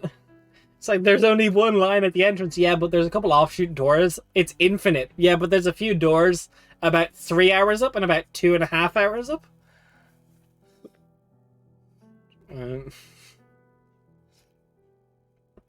Are there dance battles in this world? Dance on the fire. Pashik, no, the dwarves are not playing Fall Guys. If you're talking about the game I run for you, your dwarves are in a special fucked up situation. They didn't make a contract to go to hell to be processed. They were just yoinked by a devil. So they skipped the queue. Because that's the thing, you don't always go to the queue. Queues are for contracts. If someone just pulls you in. Oh, Exalted Glade now has 3 votes. Oh, we have a clear... I think, we're going to, unless something happens. Half the time gone. That is a clear and decisive victory, I think, unless someone wants to prove it wrong. The Illriggers unless someone wants to prove it wrong, Eraser TX. It is your victory. You can now live on knowing that you have contributed. Eventually. Yeah. Look, eventually. To the naming or something got like 2 minutes. But we got it. But no, I really like... 4 votes now. 4 votes now. Four. Oh, intense. This is going to be It's going to be hard for one of the others to come back after this. Like, this is... Yeah. I don't think anyone beats this. Like, I think you can do extra votes with bits, but no one's going to beat that. Shame. Not I was hoping for like a really close... I was hoping for like a really close one. Just like trying to egg people on. Look, 4-1. That is not close. That is a decisive victory. No, that's not close. 5. This has been interesting, actually. In terms of, it's giving me a lot of ideas in terms of. Cookie, I do remember the puppet the party never found. That random one I little put on the ground. They never found it. I was making a map. Puppet? I was in Kanassi's hold, I believe. Oh, nope. Eraser, you have touched the Jungle Moon and now you're walking up the infinite steps of the processing center for your reward. It'll be there eventually. You just don't know when. Yeah. Take the invisible door on the left, 2 years up the stairs, and you'll find it. But how can I tell if it's 2 years? There's no clocks. Count. Just count the seconds. What else are you going to do? Walk? Imagine someone gets there, they have wings, they try and fly, and they're just like, no, we gotta walk. Attach lead blocks to the wings. Fucking Beholder gets there and they're like, bruh. Oh, the worst, like mages like try and misty step in front, like forwards, like dimension forwards, and it just puts them at the back automatically. Their magic's just nullified, just puts them at the back. The Citadel got a vote, but I don't think it's... Yeah, the Exalted Glade of the Black Oak. There we go. Wins out. That is a Eraser TX. Yeah, but that's such a cool name. It's like... It is a cool name. Like, and it suits the the jungle. It's a jungle. It fits. It fits. Just keep walking. Yeah. Just keep walking forever, Ray. So you'll get there eventually. Yeah. So I Hope think you we've covered most of this. What we want to do. Going to be the Exalted Glade of the Black Oak. That is now canon. However, that kind of brings us to where we are. We've talked a little bit, and we gave a lot of information, I think, about the 7 regions and the ruling system and what the area actually looks like. We will probably make better, like myself and Raph will use this information to expand this World Anvil article into what each of these areas actually is like. But this has been very good to like talk out and flesh it out and figure out what it's like. I'm going to do a little bit of shameless shilling right now, just because kind of got it eventually. But we're affiliated with World Anvil. That's a little thing to join World Anvil if you want to click on that, just to at least look. Pajuk, you're too quick on the draw because the link just went in chat. But thank you. I'm going to talk about that next. If you want to access our World Anvil and read these final articles that we're going to be doing in the world building, or read previous articles or all the ones we have established for all the gods, deities, and the like, you can join us on our Twitch as a subscriber or our Patreon as a subscriber. So if you got a Prime and you're not using it, we'd really appreciate it. We're a small stream and it's cool to grow. But if you want to access this, subscribing to the channel, you get access. What up, you're catching the end. We had a little poll to come through, and the name that won for the Hold of Illriggers is the Exalted Glade of the Black Oak, which is cool as fuck. You should definitely order food. Ordering food is good. So yeah, back to my shameless shilling. Yeah, if you have Prime, if you want to access our World Anvil, if you get gifted a sub or if you have a sub, join the Discord, message myself or the Eldritch Scribe Raph. That's his account, or I'm just Des. I run the server, so and we'll get you on the World Anvil. You can view through it. It's pretty cool. You've got all this cool stuff to go through. It's just bam. There's the Discord. So there's the Discord. Let's talk about this a little bit. Bring it up. So our World Anvil. Let's open it up because this is different. Yeah, let's talk about it. Let's talk about it. Depth. You've got all these things. So, for example, if you were talking your deities and religions, which we'll definitely get a link and some articles up for all the archdevils for each of their likes, but you've got like all the little bits about these guys and what their lives and all are like. It's some pretty cool stuff. You've got the maps of like different countries that are pretty cool. You can go in and you can look and you can see different pins in the board that will explain when you click it, hover over it, it'll tell you what it does. This is one map. There's many. So if any of that sounds interesting to you, joining us on Patreon or joining our Twitch channel will get you access to that. Also on our Patreon, we have a couple higher tiers as I make a lot of maps for our weekly game on Mondays at 12 p.m. GMT. If you want to get access to them, then you can subscribe to the Patreon for $10 a month. With that, you get access to every map we make weekly, and I'm updating the backlog to include all of our maps. And if you want to subscribe for $15 a month, which is the highest tier there is currently. I don't know if I'll ever expand it, but maybe someday. There is access to my behind the scenes notes, which is basically every week I'm going to go through the game as it happened and talk about from a DM's perspective how I feel it went. And it's pretty cool. You get to see some light spoilers. I'm not going to tell you who the big bad or any like massive super spoilers, but like campaign affecting stuff like, oh, this happened, so I think this will happen soon. It's pretty cool. You get a little sneak peek behind the curtain and how I design my stuff as a DM. Other than that, this leg up on all the players. Exactly. This has been a really, really good thing. I've really enjoyed this world building stream. It's great to come back to such a... We got a raid early on. We got so many followers. It's great to see so many people active in the chat. We really appreciate you. We appreciate any follows you do. Anything you just being here, we appreciate it. So we're gonna call it there, and that's gonna be us for this week. We'll hopefully be back next Wednesday, and next Sunday as well. So our stream schedule for next week is going to look like Wednesday and Sunday. But thank you so much, everybody. Again, if you can support us, we much appreciate it. Thank you so much for showing up. It's great to have you. We accept donations, and at the end of the day, only what you can. And if you want to talk to us more, join our Discord. More than happy to chat with you there. Yeah. We'll see you next Wednesday. Bye. Yeah. See you guys.